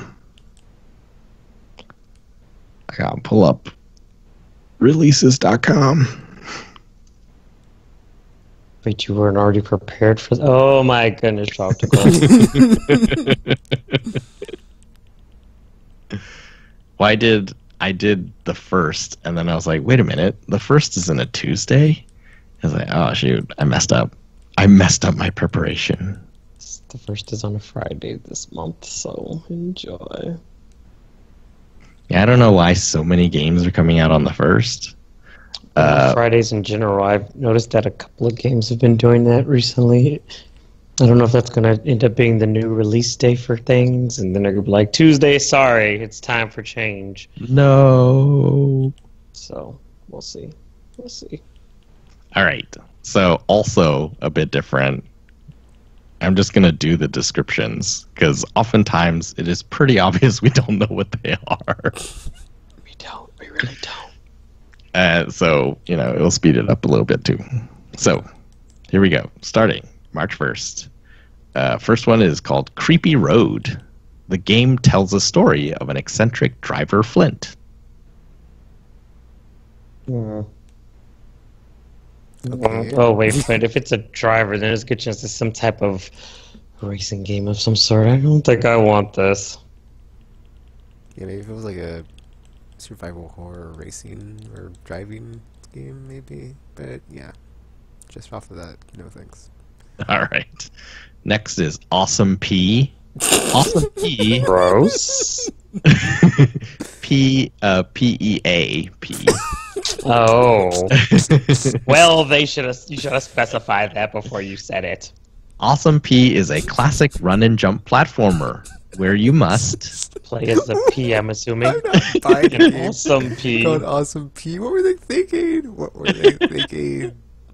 Someone going into GameStop, do you guys have the awesome P? It's like, Could have just been a flipping awesome vegetable, but get into the game and it's like the pea guys. We're talking about the pea. oh dear. Oh dear. Vegetable, jeez, gosh. Terrible. Oh dear. Terrible. Yeah, probably a no on that one. Then Dead or Alive 6 comes out March 1st. I don't play Jiggle Fighter. I don't play them either, so yeah. Okay. Then Doom and Destiny. 4 nerds drawn into a fantasy world and mistaken for... Wait, what is this called? Doom and Destiny.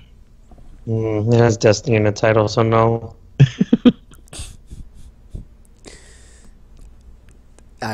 No. All right. Then Toe Jam and Earl, Back in the Groove. I'm considering it, but I'll probably just get it later down the line because I'll be playing something else that week. It depends on the style that they did it. Because I played both of the other Toe Jam and Earl games, but I think I preferred Panic on Funkatron more than I did the original, kind of Randomly. walk around yeah. So I think it might depend on how they did this one. All right. Then we got Vertigo Home. Vertigo Home is an endless runner set in a 90s. Nope. I don't like endless runners, so add it to the list of roguelikes and Endless runners and sports games that contain the word destiny. Also that. Oh, and sports games, right. Then the Arc Slinger. When the world is in danger, the people turn to... No, do it in your movie announcer voice. When Because the that sounds world like a is movie in announcer. danger, the people turn to... Much better, but also no. It does Nah, sound- do it. down- Because does- Arc Slinger sounds like a shooter of some yes, sort. yes, And it does sound do it. kind of generic. Mm. It's also what kind of shooter we're talking about? 2D shooter, 3D shooter, horizontal, vertical, top down. You would want the top down. The Specifics. genre is VR shooter. Oh. Well, there goes that. VR shooter. Yeah. And then finally, Crash Dummy. The evil Detroit has kidnapped MIA, the advisor's daughter. Oh, You man. Is this like the old school Crash Dummies? It says it's an action game. Pass. That just seems weird. Like, why would you? Never mind. You know what? Never mind. I'm not gonna ask. Nah. Nah. All right. Then we move on to March 5th. Oh yeah. Tuesday. The first one is The Occupation, a first-person, politically driven narrative game What? set in the Northwest. I did not know this game existed, and now It's it a is lot of on my words list. going on there. A lot of words going on. Sign me up. It sounds award-winning, possibly. It says it's narrative driven, so I think I Sounds might like be. a Wait, what's the riveting genre for it though? Thrill ride through and story time. The genre says adventure. I might be interested in this. Oh, good job. The Occupation is the first game that's gotten a intriguing this week. Next one is Eternity, The Last Unicorn. What? Eternity, The Last Unicorn is a fully featured action RPG inspired. What? Whoa, whoa, whoa, whoa, whoa, whoa, whoa, whoa, whoa, wait, whoa. What's happening? What's happening right now? I didn't hear about this game at E3. Neither did I, but it's an action RPG with the unicorns, so I mean, yeah, I'm gonna buy it. Oh, number 2, Eternity, The Last Unicorn. Action RPG about unicorns. Everybody's fantasy. Next one is Beat Cop, New York, more like a beast than a city. Explore its darkest. This almost sounds like an adventure game too, though. It does say adventure. Is it like a mystery game? Do I get to solve a mystery? Oh yes, now we're getting Wolf Among Us anytime soon. Just saying. That's true. Or at all. So there's that.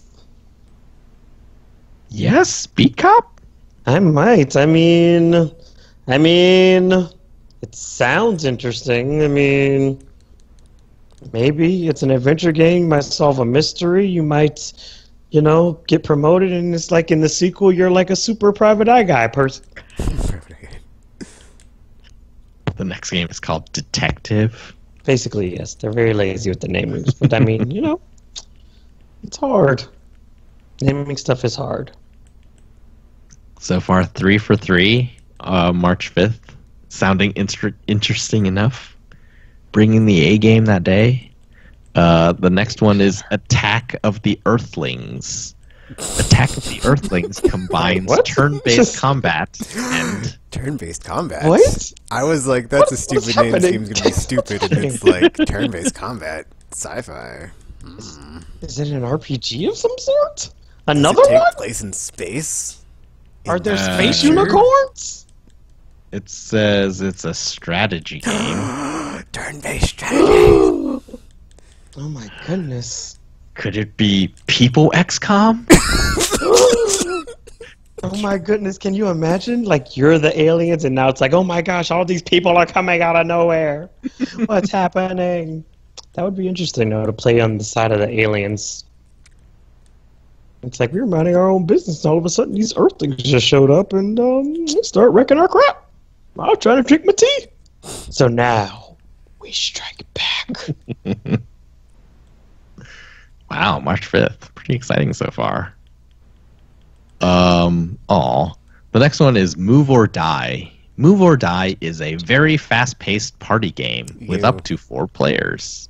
I mean, I actually like party games, but as I mentioned before, Mario Party or bust, guys. Sorry, Move or Die. You broke the streak. Yeah, there's a certain age age range for party games, and I'm not in it anymore. So yeah, pass. Crimson Keep, an action RPG roguelike with procedural dungeon Oh, layouts. It would have been fine right up until that last part. Chang cha Right up cha. until that last part. You know how we feel about roguelikes, people. Why? Why would you do this? why do you So we keep got making them? Left Alive, a new mech-based action shooter from veteran developers. Yeah, Square Enix is publishing this one. Okay, I saw don't gameplay of this, and there was a lot of stealthiness and sneaking around. It did not look like a mech shooter to me. There's mechs in the in these like trailers. That's about all I saw. But I Yeah, haven't it looked seen like a any third gameplay person, trailers either. You know? like something. I was like, this does not look like the game I thought it was. I don't know what's going on here, but also looks like a third person stealth game, so maybe. Well, I can't do it because there's stealth involved. So you know how that goes. Yeah, I saw this. I was like, 'Cause at first I was actually, game. I was actually interested when they first announced it. I was like, "Ooh, mechs! Ooh, Square Enix!" And then I saw the gameplay trailer. I was like, "Oh, well, that was that plan. It's fine. I guess I'm just not allowed to be happy." Last one is RBI Baseball 19. Nope. RBI No. Baseball 19 takes the field with more additions and Just no. It's like maybe So- you're Super Mega Baseball, but you're not Super Mega Baseball. so 4 interesting and 4 interesting, 3 not interesting, and 1 maybe for March 5th. And one Toe Jam and Earl maybe March 1st. Possibly. It's not a bad collection. But yes. Devil May Cry does come out the week after, so I mean, Yep, let's see. pretty soon. Let's see. So that's the new RR. Simple. Not simple. Quicker to the point. Yeah, that's probably going to be a new weekly thing. So next week I will get the right ones prepared. Joy, everyone. On to the news. Where do we want to start? Less fun stuff? Well, More fun obviously, you don't want the super fun stuff to come first. Yeah, because then we have to talk about the bad stuff, and then it's gonna be sad. And everybody's gonna be like, "Why? Why would you guys do that? Oh my gosh, you're the worst!" And then, All right. you know, you don't want that. We'll start out with a middle, sort of one. Reggie is retiring from Nintendo. No.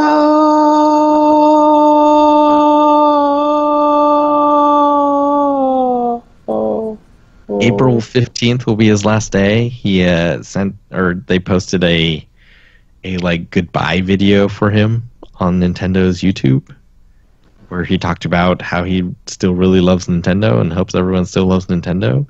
And then somehow he's being replaced by a guy named Doug Bowser. Someone named Bowser, Amazing.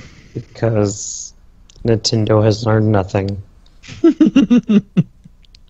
They're like, no, this guy, his name's Bowser. I'm sure he's trustworthy. That's very insane. Speaking of heads of company, there was a report that came out, or a report by like a group. I think it's called USO. They make this report about overpaid CEOs, and Activision and EA showed up as like 45th and 98th, I think, on the list. Of course, they made the list because why wouldn't they have?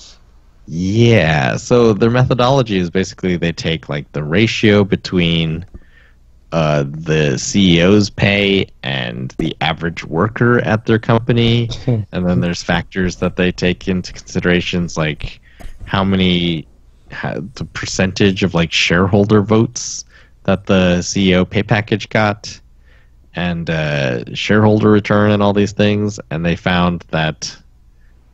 So Bobby Kotick, his salary is reported to be $28 to $29 million, 306 times more than the average Activision staff member.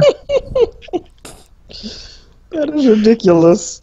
92% of shareholders voted for the package, but they believe it's too high by $12,835,000. Oh, is that all? EA's Andrew Wilson, his pay is estimated to be somewhere around $20 million, which is 371 times more than the average EA employee.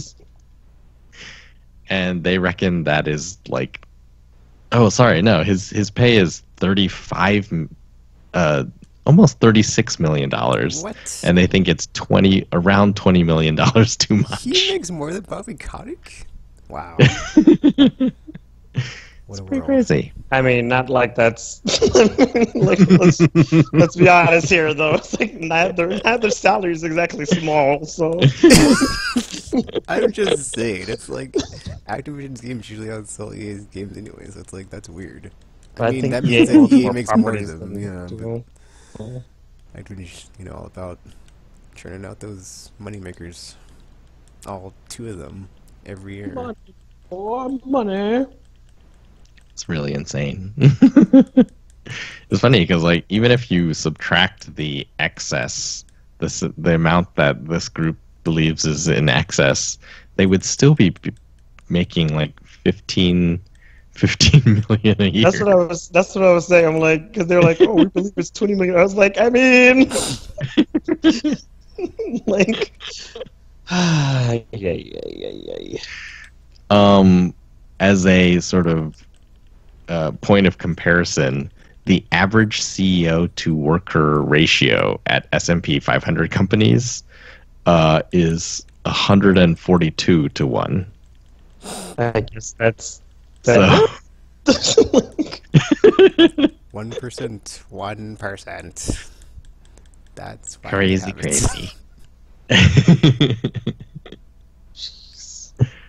The rest of this, so Dreams, they announced, is getting early access, an early access release in the spring. For $29.99, you'll be able to get all the creation tools. They'll be adding more tutorials, arcade levels, and assets, but it won't be the full game. They're going to apparently use this to sort of gauge where they should focus their efforts on more development. So I guess we don't know when the full game is going to be coming out, but if you want to be a Dreams creator, you'll be able to do that sooner, I think, than most people imagined, which is in the spring. So, cool. PlayStation Plus games have been announced for the next month from March 5th to April 1st. You'll be able to download Call of Duty Modern Warfare Remastered. Speaking of Activision. And The Witness. Why does The Witness sound familiar? What was that? That was the launch game. Well, not a launch game, but it was in the launch window by the Braid dude. Oh, yeah, that's... All it is puzzles. Yep. An open world puzzle game. And everybody was like tweeting about it. Like, I'm stuck on this puzzle. This is where I'm stuck at. Oh, stuck on this one now. So that will be interesting. Yeah, a reminder, this is the last month that you can get PS3 and PS Vita games on Plus. So that's why next month's list is so short. And I guess, either they're not going to add anything to make up for the perceived loss, or it's just like, not this month. It'll come sometime down the line. I'm curious as to what they're going to do, because I was wondering about that since this is already the month where it's supposed to be happening. Yeah. So what do you think they're going to do? Do you think they'll do anything? Do you think they'll just be like, this is how it is now? This is your life. 2 games. I think Enjoy. it's gonna be either that or they might add a 3rd game, just to be like, you know what, you get 1 more extra because we like making our users happy this generation, and this is all you're effing getting. So don't ask for anything else after this year effing efforts. You're stuck. we made the price $10 more, and we took away all your games. Hey, I like them apples. PlayStation. Oh, that's true. They did increase the price. I forgot about that. They also increased the cloud storage space, but I don't think in people's minds that's really going to make up the loss of the 4 games. Well, yeah, because I don't even think I use the cloud storage. Cloud storage or free games, Tropical. Most people would say free games. We all know how people like free stuff. Yep. Not paying for anything and getting things for nothing. Yeah. Free stuff is nice. I mean, he's not wrong. He's not wrong. That's why Xbox copied PlayStation and took free games plus. Yeah. They're like, hey, PlayStation's doing it. It's a success. People like this. We should do the same thing. And they did. And they're still alive. Still alive. There was some next-gen console talk this past 2 weeks. That seemed more credible than usual since it was heavily republished. I guess Microsoft is going to be showing 2 new Xboxes at E3 this year. Didn't they just release the most powerful Xbox ever? Yeah, I had already gone down that road. Xbox One. I went down that road already. We've already covered it. I told you that was going to happen. They're going to be like, LOLs. We just spent all this monies, and we have the even more most powerful console to ever be released into the video game world. Moo ha ha ha. But we're also going to release 2 versions of that, and one is going to be the even more powerfulest console ever. Moo ha ha ha. And because Basically. we're all about shooting ourselves in the foot here at Microsoft Xbox Land, it's coming out next year. 12 more months to enjoy the Xbox One, and before it's completely obsolete, not more as powerful as the most powerful ever. And we're going to force all our developers to make games for all of the consoles anyway, limiting the power of the good ones. So it's fine. Enjoy while we continue shooting ourselves in the foot. Microsoft. Well, I think it was part of that report. So the 2 that they're revealing is it's going to be a traditional, higher cost, next generation console, and then one that is a streaming box or something like that. The thing that no one asked for. But yeah, they also mentioned that Xbox Game Pass may be coming to Switch. Oh yeah, I saw that. That was weird. So you'd be streaming Xbox One games onto your Switch, and I guess Microsoft and Nintendo are pretty friendly these days. So I wonder how the quality of these games are going to be, though, because I mean, this would be 3rd generation game streaming, so probably pretty decent by now. Yeah, but I mean, hard to say. But it won't be in 4K like on the Xbox One or the next most powerful Xbox ever. That's going to be announced E3. Lowls. On the PlayStation side, there was talk of some, I believe it was a Japanese site, reported that Sony had patented a way for chips to pretend to be other chips. That is technically entirely wrong, but the implication is that I was like, is that how that works? I don't understand. I tried to look it up, but I was like, I can't find anywhere with an explanation that I can understand. It's something like processor ID spoofing. So, like, the basic idea is that it would allow the potential PlayStation 5 to play all past PlayStation games. That Sounds to be those consoles, basically. Yeah, it like pretends to be those consoles when it comes in contact with their software. Hmm. I don't know. Is that It possible? sounds too good to be true, and also like since I couldn't find out how that works or if there's like any examples of that being something that exists, like I have no idea. But the patent is apparently real because this has been, also widely re-reported. What was the other one? There was one that said that it cast doubt on everyone thinking that the PS5 is going to come out in 2020. And some analyst wrote up a thing. It's like, no, there's like too many games coming out for PS4. Like, there's no way they're going to be like, we got all these games coming out for PS4, but hey, here's a new console. Like, they don't want to be competing with themselves. And so that analyst is like, it's going to be 2021 at the earliest. I hope so. I hope that's right. That's what I've been thinking. But I have been doubting myself recently. Good. Doubt yourself. No. And then finally, today there was a Nintendo Direct about the new Pokemon games in the main Pokemon RPG series. Pokemon Sword and Pokemon Shield coming out in late 2019. They look okay. They're like better looking. Someone told me they're like Switch level graphics for the 3DS Pokemon games. I don't know. I haven't actually played them. Clearly, I don't know anything about Pokemon because I wrote down 3 new starters. There was like a green monkey. Oh my gosh, his name is a bunny Grookey. rabbit. Oh my and gosh, a, it's called Scorch Bunny. and a blue. Oh my goodness, it's called Shulbul or Creature. something like that. Stop. Make sure you know their names the next time. Oh man.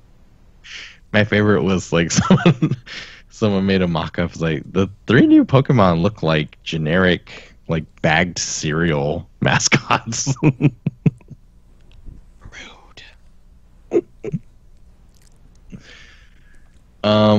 But it seemed like each of them was popular enough, so I guess that worked out.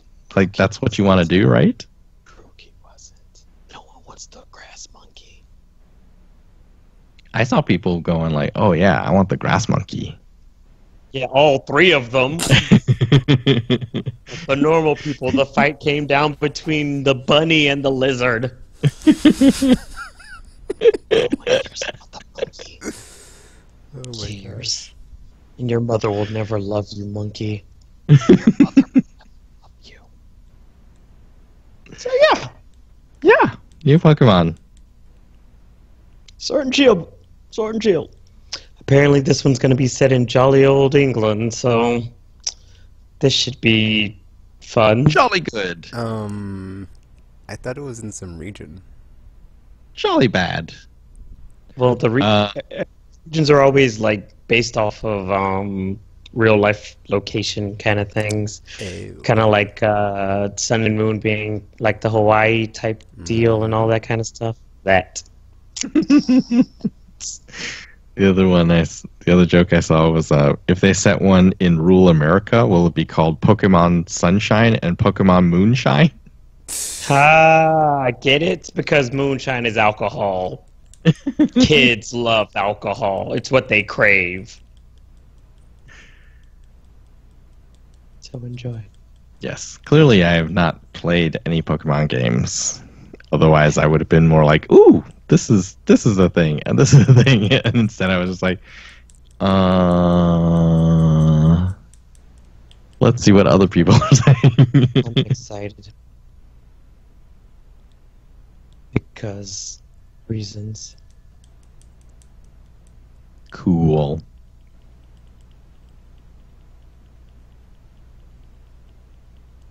And that's the news that I saw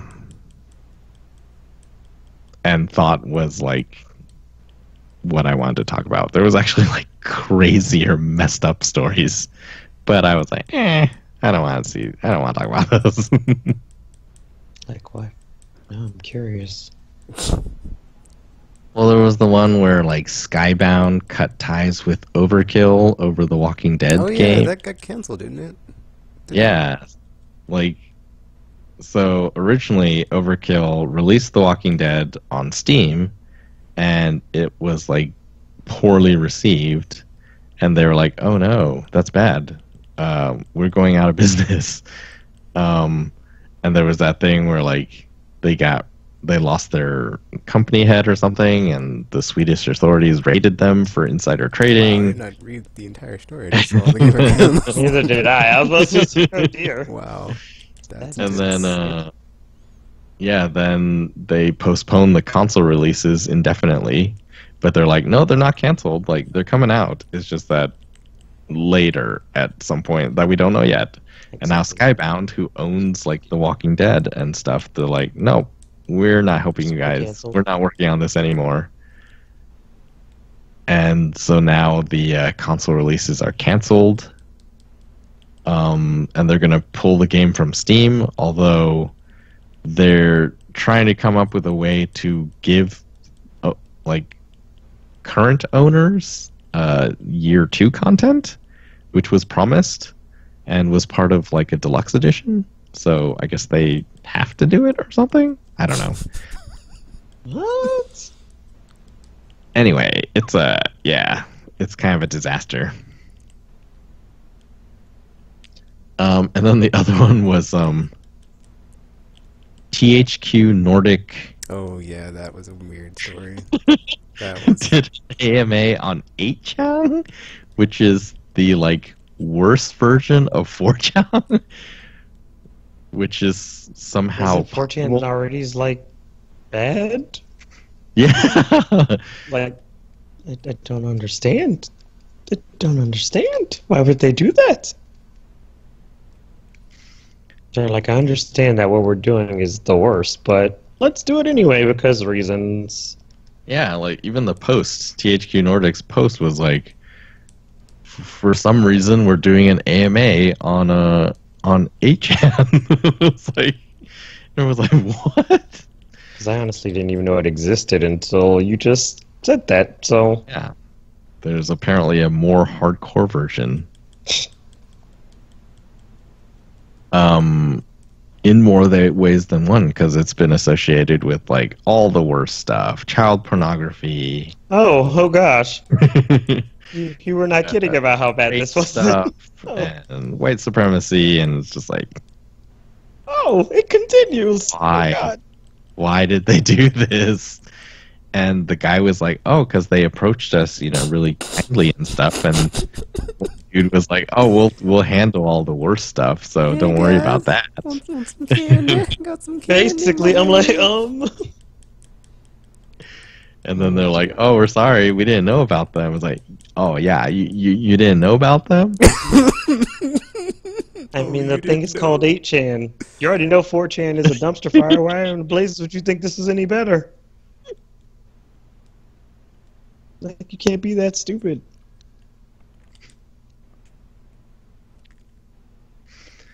So yeah, they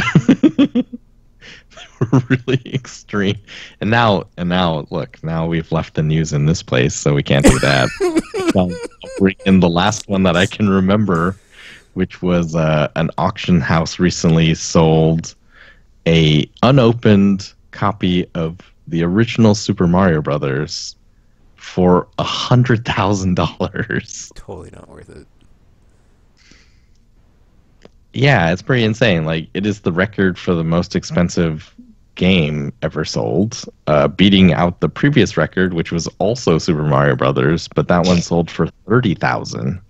Why are people spending this much money on Super Mario Brothers? There's so many versions of it.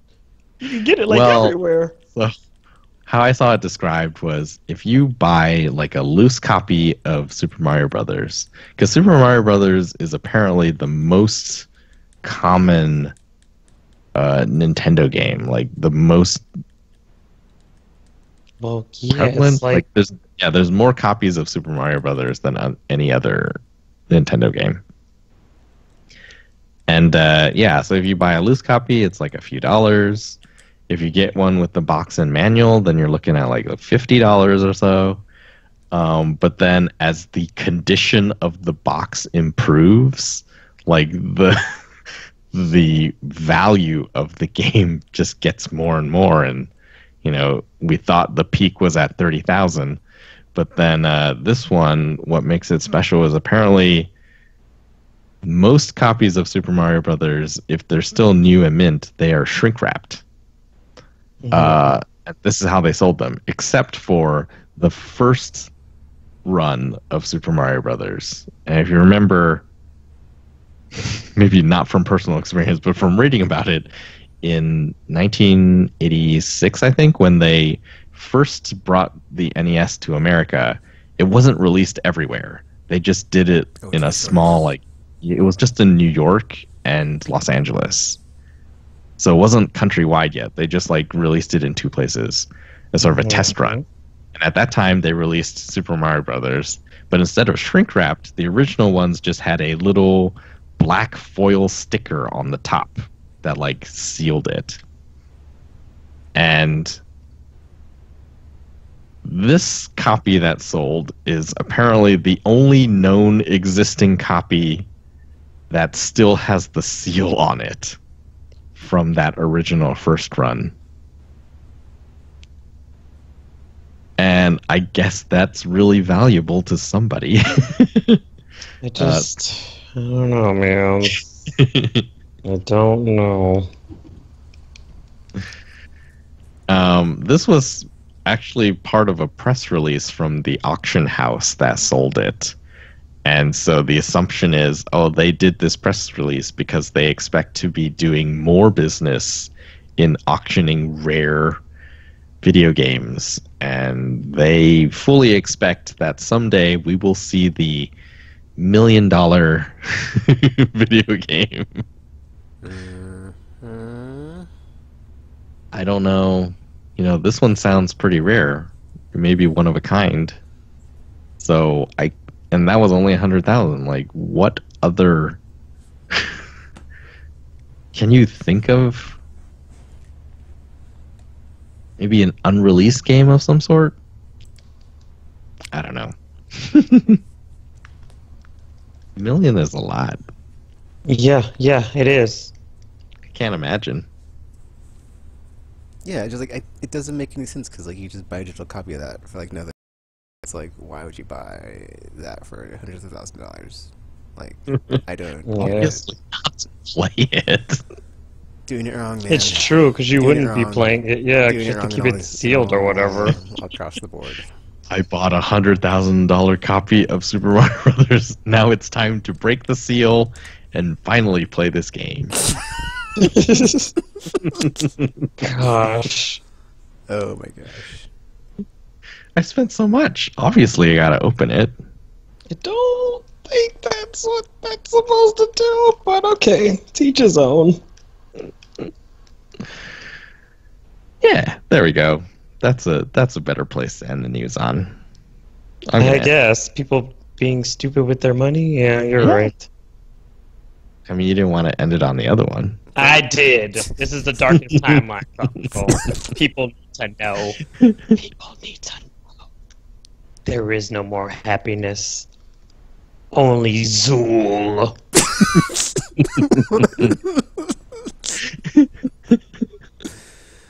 Oh, man. Cool. So, anyways, check us out on aimlesspodcast.com to download the episodes and then also subscribe to the YouTube channel. There's a Twitch. There's a place on Twitter that you can follow us. probably Aimless Podcasts, because I actually don't remember right now. And then Facebook, not so much. So we'll see. Okie dokie. Anything to say before we sign off for RPG? Well, I forgot to switch the image to the Aimless logo, that entire news section. Oh well. It's been on Oh, Anthem what this did you- entire time. I've been playing Monster Hunter, sorry. People are gonna think we like Anthem. Well, I Tropical likes do it. like Anthem. He doesn't really count though. He likes everything. He's like, This is true. So at least you know that Anthem is not super bad. because it has soul, and it's not. I don't know how the song works. Sorry, it's been a long year. Leave me alone. Just leave me alone, guys. Leave me alone, okay? It's been a long year. Did you say something, RPG? No. Didn't he? Let's see. Hmm. Hmm. I guess the world don't move to the beat of just one stroke. What might be right for you might not right be something for some. I don't know. I don't know the words. So... Sorry. Sorry, Beat of a guys. stroke? No, like, I don't know. Shut up. That sounds like something I would say. I mean, listen, okay? Listen. Sir. I don't know, man. I was just doing the Different Strokes theme song. Anything to say before we sign off, Tropical? Nope.